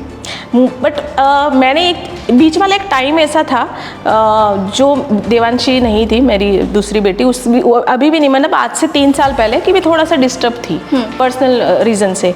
तो तब है ना मुझे दिख रहा था, मैं लिटरली एकेडमी भी बन गई थी, मैं एकेडमी में भी नहीं जा रही थी 1 महीने तक। एंड उसकी अगर मैं बात करूँ तो उस टाइम पे मुझे लिटरली फील हो रहा था कि मैं क्या कर रही हूँ। मतलब वो फील हो रहा था कि मैं गाँव से यहाँ क्यों आई, मैंने ऐसा क्यों किया, मैं गाँव में ही रहना चाहिए था, मुझे यहाँ नहीं आना चाहिए था, ये सारी चीज़ें हो रही थी। एंड उस टाइम पे जो 1 महीने का पहले, बाद में शादी से पहले, जो सेकंड मैरिज की बात करूँ तो उसकी पहले की बात करूँगी, वही एक रीज़न था। तो थोड़ा सा डिस्टर्ब थी, तो मैं नहीं जा रही थी एकेडमी, सिर्फ घर से ही काम कर रही थी, या फिर जो भी घर के लोग थे वो भी परेशान थे कि ये अचानक से इतनी परेशान हो गए। देखो, घर पे अगर आप जो मेन आपका है वो अगर परेशान होता है तो पूरा घर डिस्टर्ब रहता है। तो घर पे भी सब लोग परेशान थे और मेरे को कुछ समझ में ही नहीं आ रहा था कि अब मैं क्या करूँ ऐसा। फिर उसके बाद मैंने वापस काम स्टार्ट कर दिया मैंने। एंड फिर धीरे धीरे मुझे फील होने लग गया कि मैं काम कर रही हूँ तो मेरे दिमाग से वो बातें निकल रही है। एंड काम करते करते, सच्ची बता रही हूँ, जब मैंने काम स्टार्ट किया थोड़े दिन के बाद में जिस बात को लेकर मैं परेशान थी वही बात सही हो गई। तो मैंने उस दिन से ठान लिया कि अभी ज़िंदगी में कितनी भी प्रॉब्लम आ जाए, कुछ भी हो जाए, मुझे काम करते रहना है। क्योंकि आप अगर उस प्रॉब्लम पे ज़्यादा फोकस करते तो वो ज़्यादा बड़ी लगती है हमको, और अगर आप उस पर फोकस ना करके आप उसको हटा के सिर्फ काम कर रहे हो तो आपको लगता है कि प्रॉब्लम तो कुछ है ही नहीं, आपने सिर्फ उसको मान के रखा था। तो उस टाइम से मैंने सोच लिया, अभी मैं अगर देवांशी, मेरा सी सेक्शन हुआ है, देवांशी जैसे ही हुई तो सबको लगा था 3 महीने तो आराम करेगी। मेरे को खुद को फील हुआ था कि मुझे 3 महीना आराम करना पड़ेगा, बट मैंने 15वें दिन से काम स्टार्ट कर दिया। अच्छा। जबकि डॉक्टर बोलते 20 दिन तक इनको आराम से लेटना पड़ेगा, उसके बाद में धीरे धीरे वो उठ सकते हैं, चल सकते हैं, जो भी है। तो मैंने 15वें दिन से स्टोरी वोरी रखना सब चालू कर दिया, और अभी भी मुझे लगता है कि मैंने इतना सुपर फास्ट काम कैसे कर लिया। तो वो एक है कि आप जब काम करते हो तो आपके दिमाग में अटपटी सोच नहीं आती है, आप सिर्फ काम करते रहते हो और अच्छा होता जाता है और आपको पॉजिटिव एनर्जी मिलती जाती है। तो फिर आप ये मैनेज कैसे करते हो, जैसे हस्बैंड को टाइम देना, बच्चों को टाइम देना, उनकी परवरिश करना, तो आप तो काम में रहते हो, तो ये सारी, क्योंकि हर लेडीज़ का होता है कि फिर हम काम ही करते रहेंगे तो फिर ये पीछे बिगड़ता जाएगा। हाँ। तो ये सब चीज़ों को साथ में कैसे आप संभाल लेते हैं? सच बोलो तो जब देखो हस्बैंड हो या आपकी फैमिली हो, वो भी सब लोग सपोर्ट करते हैं आपको कि नहीं ये काम करे तो हम सब लोग इनको सपोर्ट करेंगे। अगर मैं मयूर की बात करूँ तो मयूर मुझे पूरा सपोर्ट करते हैं। इवन मेरा जो भी मैनेजमेंट है या फिर ब्रांड से बात करना या कुछ भी है, ऑर्गेनाइजर से बात करना, वो सब कुछ मयूर ही देखते हैं। तो कहीं ना कहीं एक हो गया ना कि हस्बैंड ही साथ में है तो उनका तो कोई टेंशन ही नहीं, उनको पता है कि ये क्या काम कर रही है, तो वो पूरा सपोर्ट करेंगे। दूसरा कि मैं, मेरी मम्मी भाई वो सब हम साथ में हैं, तो कहीं ना कहीं वो लोगों का भी सपोर्ट है। एंड रही बात बच्चियों की, तो मैं सच्ची बता रही हूँ कि बच्चियों को तो मैं संभाल रही हूँ, लेकिन मैं अकेली नहीं हूँ। मैं जब रात को मेरे साथ ही रहेगी, मेरे साथ या हस्बैंड के साथ, लेकिन दिन में अगर बात करूँ, जैसे अभी की भी बात करूँ तो जो 2-3 घंटे का गैप है, अभी वो 1 साल की हो गई तो वो अच्छे से खाने लगी तो मुझे ज़्यादा टेंशन नहीं। बट जब तक मैं वो 6 मंथ की नहीं हुई थी तब तक मैंने कोई ऑफलाइन क्लास नहीं लिया था। अच्छा। क्योंकि ऑफलाइन क्लास में हम स्टूडेंट को टाइम देना ज़रूरी है। नहीं रखा, मैं ऑनलाइन करती थी। और ऑनलाइन ऐसा है कि आप ब्रेक लेके वापस भी स्टार्ट कर दोगे तो किसी को कोई दिक्कत नहीं होगी, क्योंकि वीडियो सेव रहते हैं। तो इसलिए मैंने 6 महीने तक वो रिस्क नहीं लिया, देन उसके बाद स्टार्ट किया। तो अभी का ऐसा है कि 2-2 घंटे या 3-3 घंटे में मुझे उसको लेना है, फीड कराना है, तो हम हमारा काम निपटाते हैं, उसके बाद में उसको ले लेते हैं। और तब तक इवन केपी मेकओवर में जितने भी मेरा स्टाफ है वो हर कोई मतलब उसको संभालता है। आज भी चाहे अगर हमारे यहाँ पे स्टूडियो के बच्चे हैं, वो उनको तक लोरी आती है। अच्छा। वो भी लोरी गाते हैं, उसको सुलाते हैं, या फिर मेरे भाई लोग हैं वो लोरी गाते हैं। इवन मयूर की बात करूँ तो वो उनको भी आता है। बट एक है कि अगर आपने सबसे ज़्यादा कुछ कमाया है ना, तो आपके स्टाफ से या फिर आपके जो स्टूडेंट से जो रिस्पेक्ट आपको मिलती है, जो प्यार मिलता है ना, वो सबसे ज़्यादा। मतलब मेरे स्टाफ में सभी बच्चे ऐसे हैं, चाहे मेल हो फीमेल हो, जो देवांशी का मेरे ना होने के बावजूद इतना ध्यान रखते हैं। तो मुझे पूरा भरोसा है कि मैं नहीं भी हूँ ना वहाँ पे तो भी वो बच्चे सब संभाल लेंगे।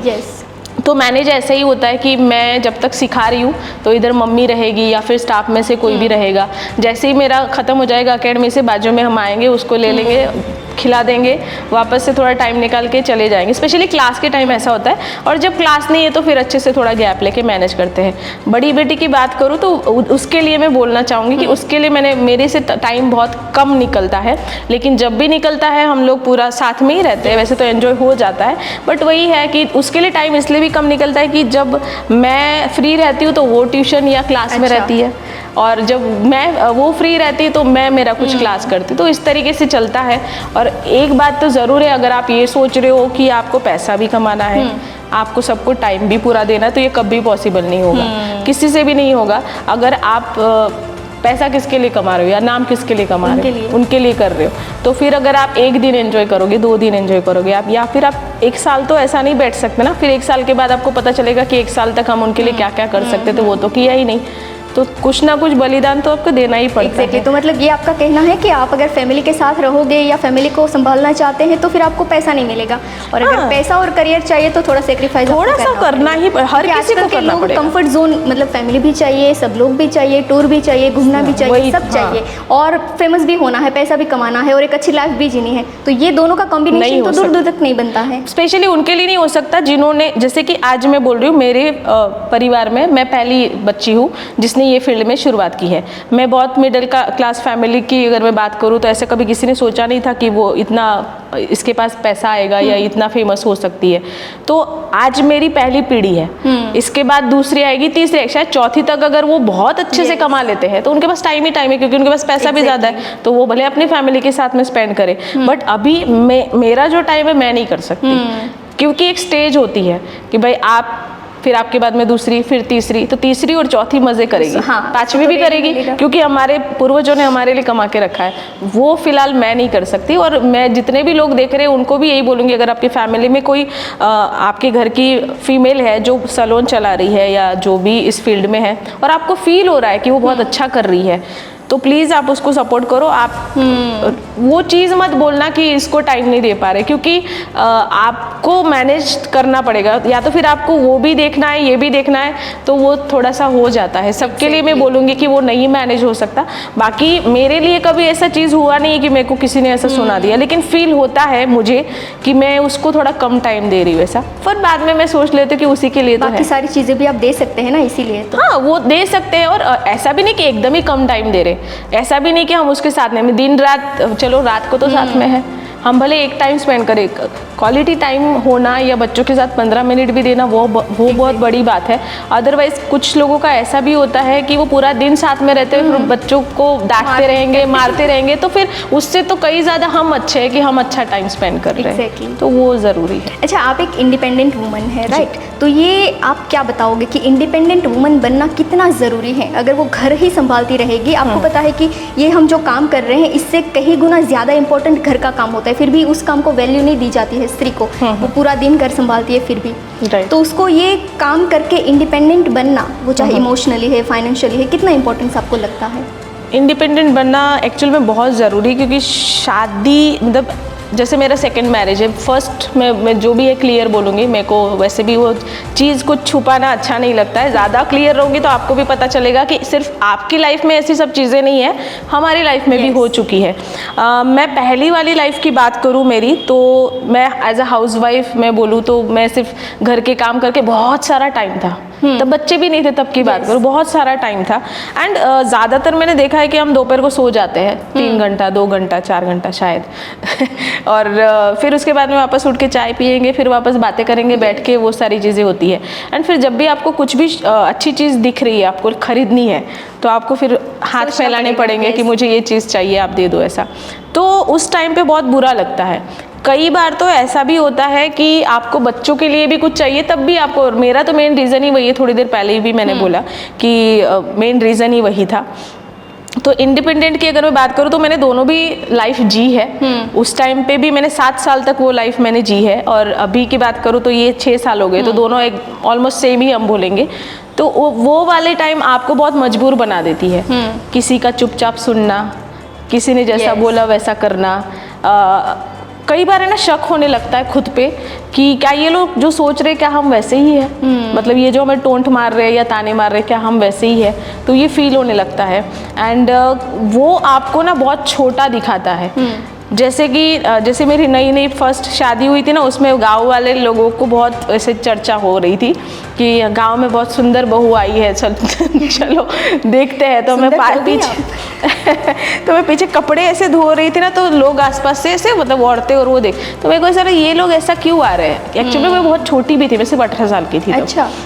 और साड़ी वाड़ी पहन के कपड़े धो रहे, और वो मिला, फिर मैंने पूछा, वो मेरी जेठानी जो थे, मैंने ये ऐसा क्यों देख रहे हैं, तो बोले वो तेरे को देख रहे हैं सब लोग, सब बोल रहे हैं कि बहुत अच्छी बहू आई है, अच्छी बहू है। तो आपको जब ऐसा कोई बोलता है आपको अच्छा लगता है, आपके अंदर छोटा सा कॉन्फिडेंस एक जागता है कि अच्छा मैं सुंदर हूँ, ऐसा फील होता है। तब मेरे को नहीं पता था, बट ऐसे लोग बोलते तो अच्छा लगता था कि अच्छा ऐसा। बट जब आप वो टाइम आपका निकल जाता है, एंड जो आपके आसपास के जो घर में है उन्हीं को नहीं पता है कि आपके अंदर क्या टैलेंट है, या टैलेंट छोड़ो, सुंदरता भी छोड़ो, बट एक होता है ना रिस्पेक्ट घर के ही अंदर अगर नहीं हो रही है, तो आप अपने आप को ऐसा फील करते हो कि आप कुछ भी नहीं हो। अगर आप इंडिपेंडेंट नहीं हो तो ये बहुत ज़्यादा फेस करोगे आप। और अगर आप इंडिपेंडेंट हो जाते हो, भले छोटा सा काम घर में रह के करो, आप घर में भी पार्लर चला सकते हो, आप घर में भी सिलाई कढ़ाई कर सकते हो, सूरत के लोगों की बात करूँ तो वो साड़ियों पे स्टोन चिपकाते हैं, वो मैं उन लोगों को बहुत पसंद करती हूँ, क्योंकि उनके पास दोपहर का जो टाइम होता है ना, वो टाइम वेस्ट नहीं करते हैं। जितनी भी सूरत में यहाँ पे जितनी भी महिलाएं हैं, वो अगर स्टोन चिपका रहे हैं और दिन का 200 रुपये भी कमा रही है, तो भी उनको ऐसा है कि मेरे मेहनत का पैसा है, तो वो बहुत अच्छी बात है। एंड वो खुद को इंडिपेंडेंट मान सकती है, मुझे कुछ भी चाहिए तो मुझे किसी के आगे हाथ नहीं फैलाने हैं। तो वो एक एक्सपीरियंस है ना आपके अंदर। आप सुंदरता हर किसी में है, लेकिन जब आप इंडिपेंडेंट हो जाते हो ना, तो आप अपने आप को बहुत ज़्यादा सुंदर मानने लगते हो। आप बाहर से भी सुंदर हो जाते हो, आप दिमाग से भी सुंदर हो जाते हो, आप दिल से भी सुंदर लगने लगते हो और फील भी करते हो। तो इंडिपेंडेंट होना बहुत ज़्यादा ज़रूरी हर किसी के लिए, भले छोटा काम हो या फिर बड़ा काम हो। छोटे से ही बड़ा बनता है, बट आप शुरुआत करना चाहिए हर किसी को। अच्छा, एक क्वेश्चन मेरा है कि अगर समझ लो किसी को जल्दी सक्सेस चाहिए, हमने बहुत सारे टॉपिक पे बात कर ली सक्सेस की, आपके पर्सनल लाइफ पे, अगर किसी को बहुत जल्दी सक्सेस चाहिए तो उसे क्या करना चाहिए? जल्दी सक्सेस तो मुझे लगता है बहुत कम लोगों को मिलती है। शायद उसमें से मैं भी हो सकती हूँ, क्योंकि मुझे ऐसा लगता है कि मैं कम टाइम में, कम मीन्स कम तो नहीं बोलेंगे, तो मेहनत है, बट दुगनी मेहनत या 4 गुना 10 गुना रात को भी मैं कभी कभी दिमाग में आता था कि ये इसके साथ कैसे लगेगा, तो मैं पैलेट खोल के आई शैडो ऐसे करती थी, दोनों कैसे, फिर दूसरे दिन प्रैक्टिस करती थी खुद पे। तो वो सारी चीज़ें हमने की, तब जाके नाम बना है। बट जो लोग जल्दी फेमस होने के बारे में बिना मेहनत से, तो देखो वही है, जैसे कि मैंने बोला कि ब्लू कलर जल्दी लग जाता है पर जल्दी उतर भी जाता है। तो ट्रेंड जो है, आप ट्रेंड के साथ में जो ट्रेंडिंग म्यूजिक है ना, वो कितने टाइम तक रहता है। अगर आज एक म्यूजिक चल रहा है, आपको भी पता है वो कौन सा इमोजी है या कौन सा लोगो है जिससे हम लोग ट्रेंडिंग म्यूजिक का यूज़ कर सकते हैं, बट वो चला भी तो जाता है, और जैसे ही दूसरा ट्रेंड आता है हम उसको पकड़ लेते हैं। तो अगर आप सोच रहे हो कि आप जल्दी फेमस होना चाहते हो बिना मेहनत के, शायद कहीं पे पैसा लगा के कि पैसा देके मैं स्टेज पे चढ़ जाऊँ तो मैं नाम बन जाएगा, या फिर अवार्ड्स, ये कहीं ना कहीं आपको सिर्फ थोड़े टाइम तक, कुछ ही सेकंड तक आपको सुकून मिलेगा उसका। उसके बाद में आपको खुद रियलाइज़ होगा कि मैंने बहुत गलत डिसीजन लिया है। तो मैं तो बोलूँगी कि आप शॉर्ट, जो एकदम छोटा वाला टाइम है और उसमें ही आप फेमस होना चाहते हो तो मत करो, क्योंकि वो आपको खुद को डिप्रेशन में डाल सकता है। आपको खुद को फील कराएगा कि मैं कुछ भी नहीं हूँ। मैं जब तक पैसा कितने टाइम तक लगाएगा एक इंसान? चलो आपके पास में 1 लाख है, 2 लाख है, आपने लगा दिए, आपने 3 बार 50-50 हज़ार लगाए, 1.5 खत्म हो गए, आपने और 6 बार लगा दिए, जितने थे खत्म हो गए। फिर कॉन्फिडेंस थोड़ी ना पैसे से आएगा, कॉन्फिडेंस तो आपके पास नॉलेज है उसी से आएगा ना। तो वो पैसा जो है वो नॉलेज पे लगाओ जिससे कॉन्फिडेंस आए। एंड वो जब आपको फेमस करेगा ना, तो किसी में भी हिम्मत नहीं होगी कि आपको वो नीचा दिखा सके या वो आपको आपका फेम छीन सके। वो खुद फेमस हो सकता है, लेकिन कोई आपका फेम आपसे छीन नहीं सकता है। तो वो ये रियलिटी है कि आप स्टेप बाय स्टेप ही जाओ, और स्टेप बाय स्टेप जाओगे तो ही आप परफेक्ट, जैसे कि टर्टल और रैबिट की भी हम हमेशा स्टोरी सुनते हैं, कहानी सुनते हैं, तो सिंपल सी बात है, सबको यही लगता है देख के कि रैबिट ही जीतेगा। बट भाई साहब आराम करने बैठ गए तो फिर टर्टल भाई आगे चले गए, तो जीत गए वो। तो उसने मेहनत की है तब वो आगे बढ़ा है। तो ये चीज़ हमारे पे भी लागू पड़ती है। ये तो हम बचपन से सुनते आ रहे हैं ऐसी कहानी, जो सबकी ज़िंदगी में एक्चुअल में उनको मतलब अप्लाई कर लेना चाहिए, जितने भी लोग हैं सबको। सही है।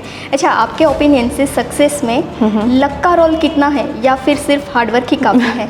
लक है, बट लक की अगर मैं बात करूँ तो लक के टाइम पे देखो, हर किसी का एक बोलते हैं ना, इसका टाइम चल रहा है ऐसा। शायद आपके लिए या मेरे लिए भी लोग बोलते होंगे इनका टाइम चल रहा है, पर हमारा टाइम भी शायद तभी चल रहा है जब हम मेहनत कर रहे हैं। और कभी कभी ऐसे लोग भी हैं, जैसे आज भी हम बात करें कि अमिताभ बच्चन को ना सदी का महानायक बोला जाता है। भले आज वो बैठे हैं, पर उनको महानायक उनको ही बोलते हैं, तो किसी और को वो नाम क्यों नहीं मिल रहा है अब आज भी, जबकि वो काम शायद वैसा नहीं कर रहे जैसे पहले कर रहे थे। आज भी उनको देखते हैं, सब उनकी रिस्पेक्ट करेंगे। तो शायद वो लक फैक्टर ही नहीं काम कर रहा है, वो उनकी मेहनत भी है। तो लक आपका अच्छा भी है, लेकिन ऐसा हो सकता है कि आप लक है तो आराम से चेयर पे बैठे रहोगे और सिर्फ सोचोगे लक भगवान ने अच्छा टाइम दिया है तो फेमस हो जाओगे, तो नहीं होंगे। क्योंकि लक के टाइम पे भी आपको मेहनत करनी पड़ेगी और तभी आप आगे बढ़ सकते हो। तो लक है, बट मेरे हिसाब से शायद ज़रूरी है, मेहनत ज़्यादा ज़रूरी है। अच्छा, तो आपके हिसाब से, मतलब आपके नज़रिए से एक ट्रूली सक्सेसफुल इंसान कौन है?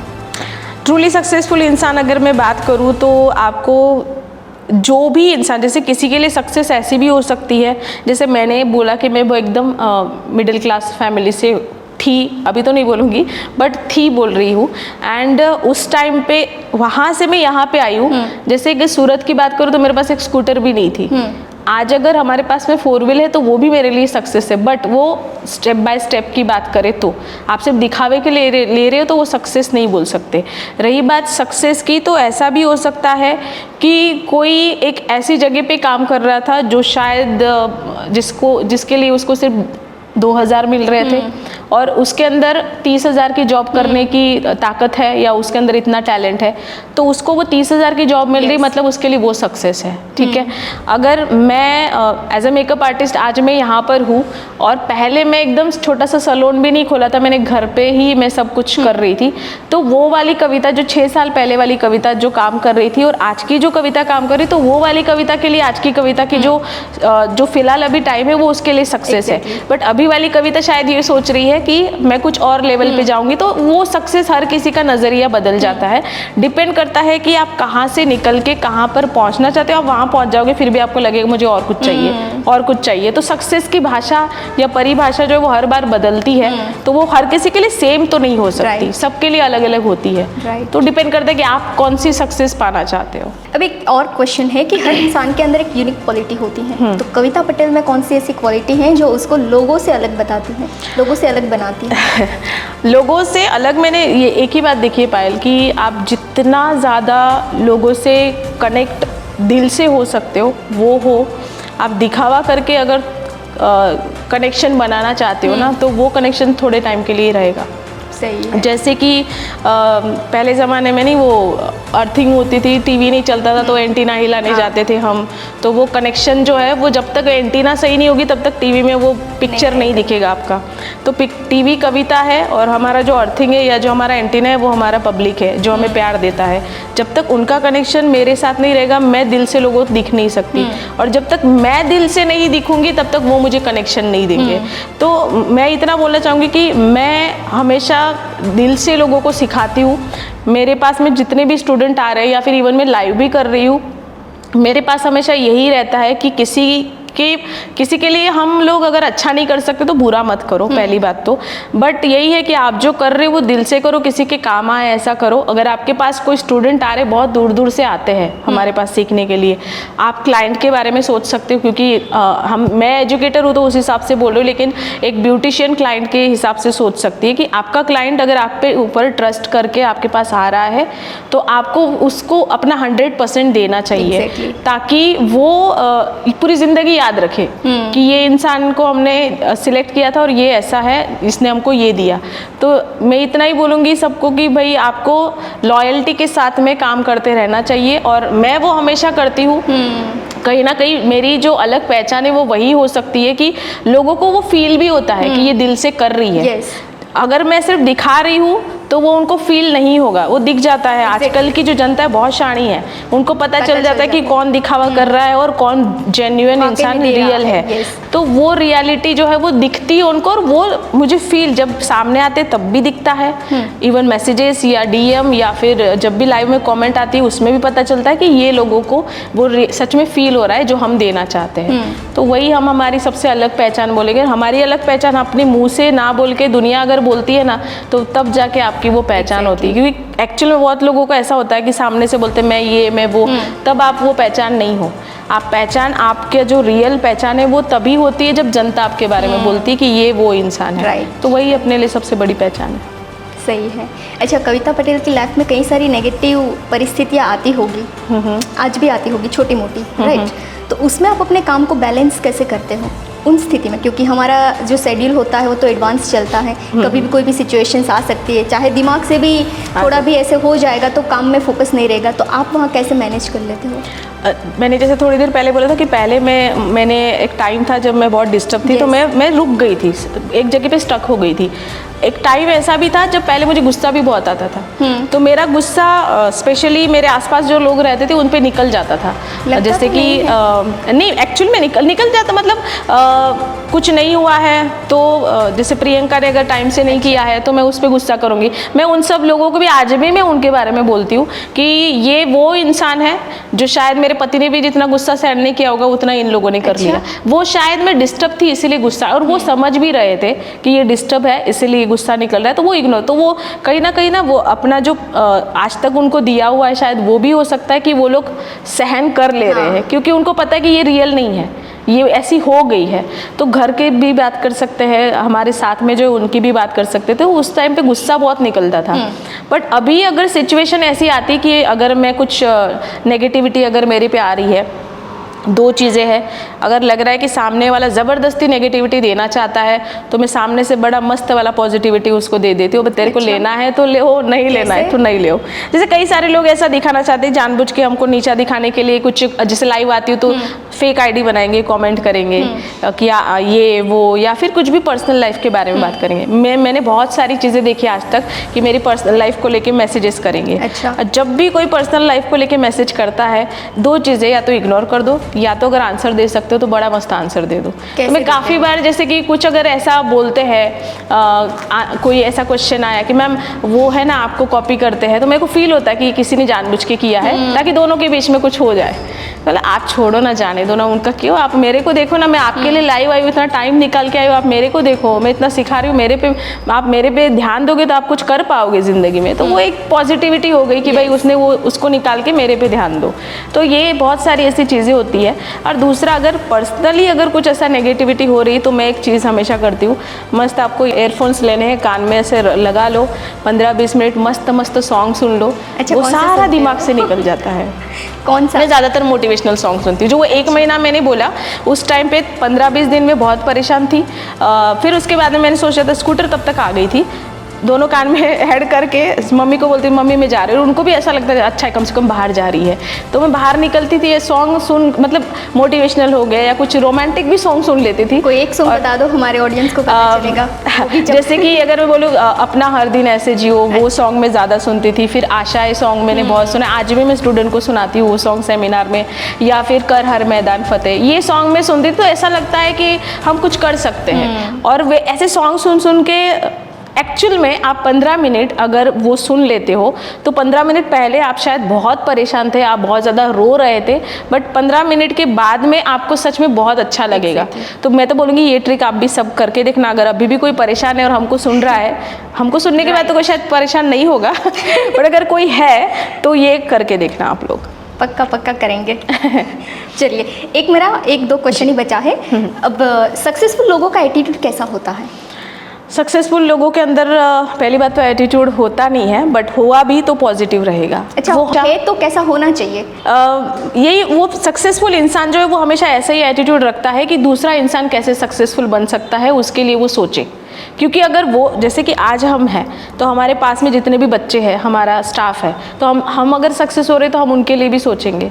या फिर वो तो ऐसी भावनाएं बहुत कम मिलती हैं कि बस इनका नहीं होना चाहिए, मेरा हो जाना चाहिए। फिर वो बहुत कम टाइम के लिए टिकेंगे, और अगर वो टिकते भी है ना तो मार्केट में सुनने मिलता मैंने तो ऐसे भी देखे, तेरा भी नहीं होना चाहिए और मेरा भी नहीं होना चाहिए। अगर मेरा नहीं हो रहा है तो तेरा भी नहीं होना चाहिए। नहीं, सक्सेसफुल इंसान कभी ऐसा नहीं सोचता। फिर अगर कोई ऐसा है तो शायद वो सक्सेसफुल नहीं है। अच्छा। उसको खुद पे डाउट है। क्योंकि जो इंसान सक्सेसफुल नहीं ना वही ऐसा सोच सकता है कि इसका भी ना हो मेरा भी ना हो, या तो फिर मैं ही अकेली हूँ दूसरा ना हो। क्योंकि जो सक्सेसफुल है उसको कभी डर नहीं रहेगा ना कि मेरी सक्सेस को कोई छीन लेगा, और वो नहीं छीन सकती क्योंकि वो उसने खुद अपनी मेहनत से बनाई है। तो सक्सेसफुल इंसान शायद दूसरों के अच्छे के लिए सोचता है, और वो कैसे सक्सेसफुल बन सकता है उसके लिए सोचता है। और जिनकी भी ऐसी सोच है, मुझे तो यही लगता है कि वो एक्चुअल में सक्सेसफुल है ही नहीं, कि उनको डर है, उनको थोड़ी सक्सेस मिली है पर उनको वो छीनने का डर है, इसीलिए वो नहीं चाहते कि दूसरे आगे जाए। तो वो है। अच्छा, लास्ट क्वेश्चन मेरा है जी, इस ब्यूटी फील्ड को आप आने वाले 5 साल के बाद कैसे देख रहे हैं? मैं मयूर के बारे में बोलना चाहूँगी, मेरे हस्बैंड के बारे में। वो ना जब शुरुआत आज से 4 साल पहले जब हम मिले थे तो उन्होंने मुझे एक बात बोली थी कि बेटा इस फील्ड में बहुत पैसा है, बट तुम लोग लॉयल्टी के साथ कमाओगे ना तो तुम लोग हमेशा इस फील्ड के राजा बन के रहोगे।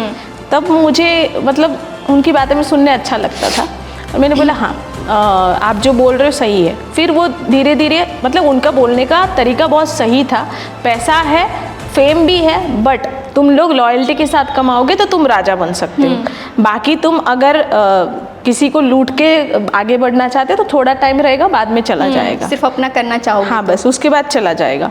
तो वो मैंने ध्यान में रख के मुझे आज यहाँ पे अगर मैं हूँ तो मयूर ने बहुत ज़्यादा, एक बोलते ना कि हमारे पीछे बैकबोन अगर पक्का है, रीढ़ की हड्डी मजबूत होनी चाहिए, तो वो मेरे हस्बैंड है अभी। तो कहीं ना कहीं उनकी वजह से हम खुद तो रहते हैं, लेकिन हमारा परिवार जो है हमारे साथ में, वो अगर है तो हम बहुत ज़्यादा स्ट्रॉन्ग बन जाते हैं। तो उनकी जो मेरे लिए मुझे बार बार बोलना कि ये करो, ऐसा करो, वैसा करो, या फिर ये फील्ड में इतना पैसा है, या फिर ये फील्ड आगे जाके ऐसा कर सकता है। फ्यूचर प्लानिंग, जैसे आज मेरा क्लास खत्म हुआ ना तो हम सोचते हैं कि नेक्स्ट कौन सा करना है। अच्छा। और नेक्स्ट खत्म नहीं हो तब तक हम लोग सोचते हैं कि उसके बाद क्या करना है। मतलब आज से 6 महीने तक या 1 साल तक क्या क्या करना है वो सब सोच के रखते हैं। अगर 1 महीने का पूरा पक्के में है तो 1 साल का शायद थोड़ा थोड़ा कच्चे में तो होगा दिमाग में कि ये करना है। तो ये आज से 5 साल की अगर मैं बात करूँ, शायद बहुत लोग बोलते हैं कि आजकल तो गली गली में पार्लर है ऐसा, बट रियलिटी ये है भी कि हाँ है, बट रियलिटी ये भी है ना कि पहले लोगों को नहीं पता था कि स्ट्रेटनिंग रिबॉन्डिंग क्या है। सिर्फ हम लोग शायद स्ट्रेटनर भी कितना लेट आया था, तब तो लोग सिर्फ स्पा करा रहे थे, या फिर स्पा भी नहीं पता था कुछ लोगों को। आजकल हेयर वॉश वो सैलून में करने जाते हैं, तो जब गांव वाले लोग हैं ना, ये तो हेयर वॉश भी यहाँ पे करने जाती है। अच्छा, हेयर वॉश भी सैलून में होता है, वो भी 500 रुपये में, 800 रुपये में। तो मतलब ऐसे लोग भी हैं कि जो आजकल हेयर वॉश भी घर पे नहीं कर रहे हैं। पहले वो हेयर वॉश भी 8-8 दिन में घर पे करते थे, आज 2-2 दिन में वो सैलून में करने जाते हैं। तो गली गली में भले सैलून है, पार्लर है, पर आज जो भी हमारी ट्रीटमेंट्स है वो भी बढ़ गई है। तो आज से 5 साल की बात अगर बोलूँ, पॉजिटिव अगर बोलूँ तो बहुत अच्छा है, बट आपको स्टेप बाय स्टेप लॉयल्टी के साथ चलना है तो बहुत अच्छा है आपके लिए, जो लॉयल्टी के साथ चल रहे हैं। एंड जो लोग शॉर्टकट में फेम चाहते हैं, या जल्दी जल्दी भाग रहे हैं, या किसी को देख के सिर्फ करना चाहते हैं, या फिर ये सोचते हैं कि मैं ही आगे होनी चाहिए, ये नहीं होनी चाहिए, तो फिर आपके लिए अगले 5 साल तो आप देखो ही मत। आप सिर्फ 5 महीने तक टिको, उसके बाद में आप गायब हो जाओगे। तो इसलिए पॉजिटिविटी अगर है तो 5 साल के हम 15 साल भी बहुत अच्छा कर सकते हैं। और अगर आपके अंदर वो चीज़ है ही नहीं, मेहनत ही नहीं करनी है आपको, सिर्फ और सिर्फ आपको पैसे के लिए अगर आप सोच रहे हो, पैसा है, बहुत कुछ है, लेकिन सब कुछ तो नहीं है। Exactly. बहुत कुछ है, 100% है, सबके लिए है, लेकिन सब कुछ नहीं है, क्योंकि आप अपना नाम जो है वो आपके काम से पहले बना रहे हो, उसके बाद आपके पास पैसा आता है। तो अगर आप चाहते हो कि आज से 5 साल के बाद आपका बहुत ज़्यादा ब्राइट फ्यूचर रहे, तो अभी 2 साल इतनी मेहनत करो कि 5वें साल तक आपका नाम उस लेवल पे आ जाए जो शायद आपने सोचा भी नहीं था, इतना ऊपर आपका चला जाए। Exactly. तो अलग अलग तरीका है। 5 साल शायद पॉजिटिव भी हो सकता है कुछ लोगों के लिए, और कुछ लोगों के लिए नेगेटिव भी हो सकता है। एग्जैक्टली, मतलब अगर वो ईमानदारी से टिक जाते हैं, लॉयल्टी के साथ काम करते हैं, तो स्कोप है इस फील्ड में। बहुत ज़्यादा है, बहुत ज़्यादा है। सो कविता मैम, यहाँ पे हमारे सारे क्वेश्चंस कंप्लीट हो रहे हैं, और एक छोटा सा रैपिड फायर करते हैं हम, जिसका आंसर आपको एक लाइन में देना है। ओके। कविता पटेल कौन है? नारी शक्ति। अच्छा, कौन सी 3 हैबिट्स आपकी सक्सेस का कारण बनी? प्रैक्टिस, पेशेंस एंड बोलूँगी कंसिस्टेंसी, जो कंटिन्यू मैंने रखी है। आपने क्या संघर्ष किया? संघर्ष, अपना जो बच्चों को टाइम देना चाहिए वो पूरा नहीं दे पाई, तो वो कहीं ना कहीं मेरे लिए अपने आप के अंदर संघर्ष था, और मैं आज भी उससे लड़ती हूँ, और वो हो जाता है। स्टूडेंट आपके लिए क्या है? भगवान बोल सकते हैं, क्योंकि अगर क्लाइंट भगवान है एक ब्यूटिशियन के लिए, तो स्टूडेंट हमारे लिए भगवान है। बहुत अच्छा आंसर है। आप कैसे टीचर हैं? मैं इतना ज़रूर बोलूँगी कि दिल से जो साफ़ होता है वो टीचर, या फिर हमेशा ये सोचता है टीचर कि मेरे स्टूडेंट को वो दूँ जो शायद मुझे ना मिला और मेरे स्टूडेंट को मिलना चाहिए, तो वो टीचर आप मुझे साफ दिल वाले टीचर मतलब। हाँ। ओके, क्यों आपके पास स्टूडेंट आते हैं? क्योंकि हम लोग जो दे रहे हैं वो उनको कहीं ना कहीं फील होता है कि यहाँ से हमें ये जो चीज़ मिल रही है वो शायद कहीं और नहीं मिल सकती है, या फिर ये इंसान जो है वो कभी कोई सीक्रेट छुपा के नहीं रखता है। तो बस वही है कि मैं कभी अपने कोई टॉप सीक्रेट नहीं रखती हूँ सिखाने के टाइम पे। वो सब कुछ जो भी आता है वो सब देने की कोशिश करते हैं, तो उसकी वजह से स्टूडेंट आते हैं। Nice nice. आप किस हद तक आगे जाना चाहते हैं, मतलब डेस्टिनेशन क्या है आपका? डेस्टिनेशन तो कहीं पे मुझे नहीं लगता कि स्टॉप लगने वाला है ऐसा, जब तक शायद हम ऊपर ना चले जाए, भगवान ना बुला ले हमको। तो डेस्टिनेशन मैं ये नहीं बोलूँगी कि कहीं पे भी स्टॉप लगेगा, लेकिन ये बोलेंगे कि जो आगे रास्ता बढ़ रहा है वो कभी पीछे मुड़ के नहीं जाएगा, वो कंटिन्यू आगे जाएगा। आगे ही जाएगा। ग्रेट। कविता पटेल खुद को मोटिवेट कैसे करते हैं? कविता पटेल खुद को मोटिवेट अपने बच्चों को देख के करती है, अपने स्टूडेंट की एक्सपेक्टेशन को देख के करती है, जो वो एक्सपेक्ट करते हैं कि मैम अभी नया क्या लेके आएगी, क्या नया सिखाएगी। तो कहीं ना कहीं स्टूडेंट हमें मोटिवेट कर रहे हैं, मेरी फैमिली, बच्चे मोटिवेट कर रहे हैं या हस्बैंड मोटिवेट कर रहे हैं, तो वो अपने आप को उनके हिसाब से देखती है और मोटिवेट होती रहती है। ग्रेट। आपको कौन जिता सकता है? मुझे जिता सकता है मेरी फैमिली और मेरे स्टूडेंट और मैं खुद। आपको कौन हरा सकता है? कोई नहीं। अच्छा, आपको फेलियर का डर लगता है? ना, अभी तो नहीं, पहले लगता था जब शुरुआत थी तब, बट अभी नहीं लगता। आपके लिए आपका काम क्या है? सब कुछ, क्योंकि काम नहीं है तो शायद मुझे नहीं लगता कि मैं आगे बढ़ पाऊंगी, मतलब काम मेरे लिए सब कुछ है। आपको सबसे ज़्यादा इंस्पायर करने वाली वस्तु या व्यक्ति कौन है? मेरी बेटियाँ। लाइफ की सबसे बड़ी चुनौती जिसको आपने मात दी हो? जब सूरत में आई थी एंड बहुत ज़्यादा प्रॉब्लम्स हो रही थी कि मैं कहाँ जाऊँ, कैसे करूँ, और उस टाइम पैसे में निकल गई, लेकिन उससे भी बड़ी चुनौती ये थी कि जब मेरे पापा हमें छोड़ के गए थे, मैं 10th में थी, और जब वो चले गए उसके बाद में ऐसा लगता था कि सब लोग अभी हमारा ध्यान रखेंगे क्योंकि पापा नहीं है, बट पता चला कि ऐसा नहीं होता है। सबको अपने अपने काम में लग जाते हैं। तो वो लाइफ की सबसे बड़ी चुनौती थी जब वो चले गए, और उसके बाद में हम लोगों ने मतलब वो लाइफ जो देखी, उसके बाद तो सब सही हो गया, लेकिन वो एक छोटी सी चुनौती थी। जबकि फैमिली वाले कुछ लोग थे संभालने वाले, लेकिन वो एक टाइम था जो हम तो बहुत छोटे थे, शायद मेरी मम्मी के लिए ज़्यादा बड़ी चुनौती थी, हमसे ज़्यादा हमारे लिए छोटी भी हो सकती, बट वो थी चुनौती। अच्छा, कविता पटेल को फिर से जीने का मौका मिले तो वो अपनी लाइफ में क्या बदलना चाहेगी? बदलना तो कुछ नहीं चाहेंगे, क्योंकि ये अभी जो चल रहा है वो शायद काफ़ी अच्छा चल रहा है और ऐसा ही होना होगा, इसलिए ये लाइफ मिली है, तो जैसा है वैसा ही सही है। अच्छा, ऐसे ही मतलब फिर से लाइफ मिले तो ऐसे ही शुरुआत होनी चाहिए। हाँ, शुरुआत, क्योंकि देखो अगर हम ज़ीरो हो जाते हैं तो हमको इतना पता है कि अगर हम आज हार गए तो हमारे अंदर इतना टैलेंट है या हमारे अंदर इतना आर्ट है कि हम वापस से अगर उसको शुरुआत करेंगे तो वापस से कविता पटेल अगर ज़ीरो भी हुए तो वो वापस हीरो बन सकती है। तो कुछ बदलने की ज़रूरत नहीं है, आप बस अपना काम करते जाओ, वापस जहाँ पे थे वहाँ पे, और उससे आगे भी जा सकते हैं। आपकी लाइफ की सबसे बड़ी ऐसी मिस्टेक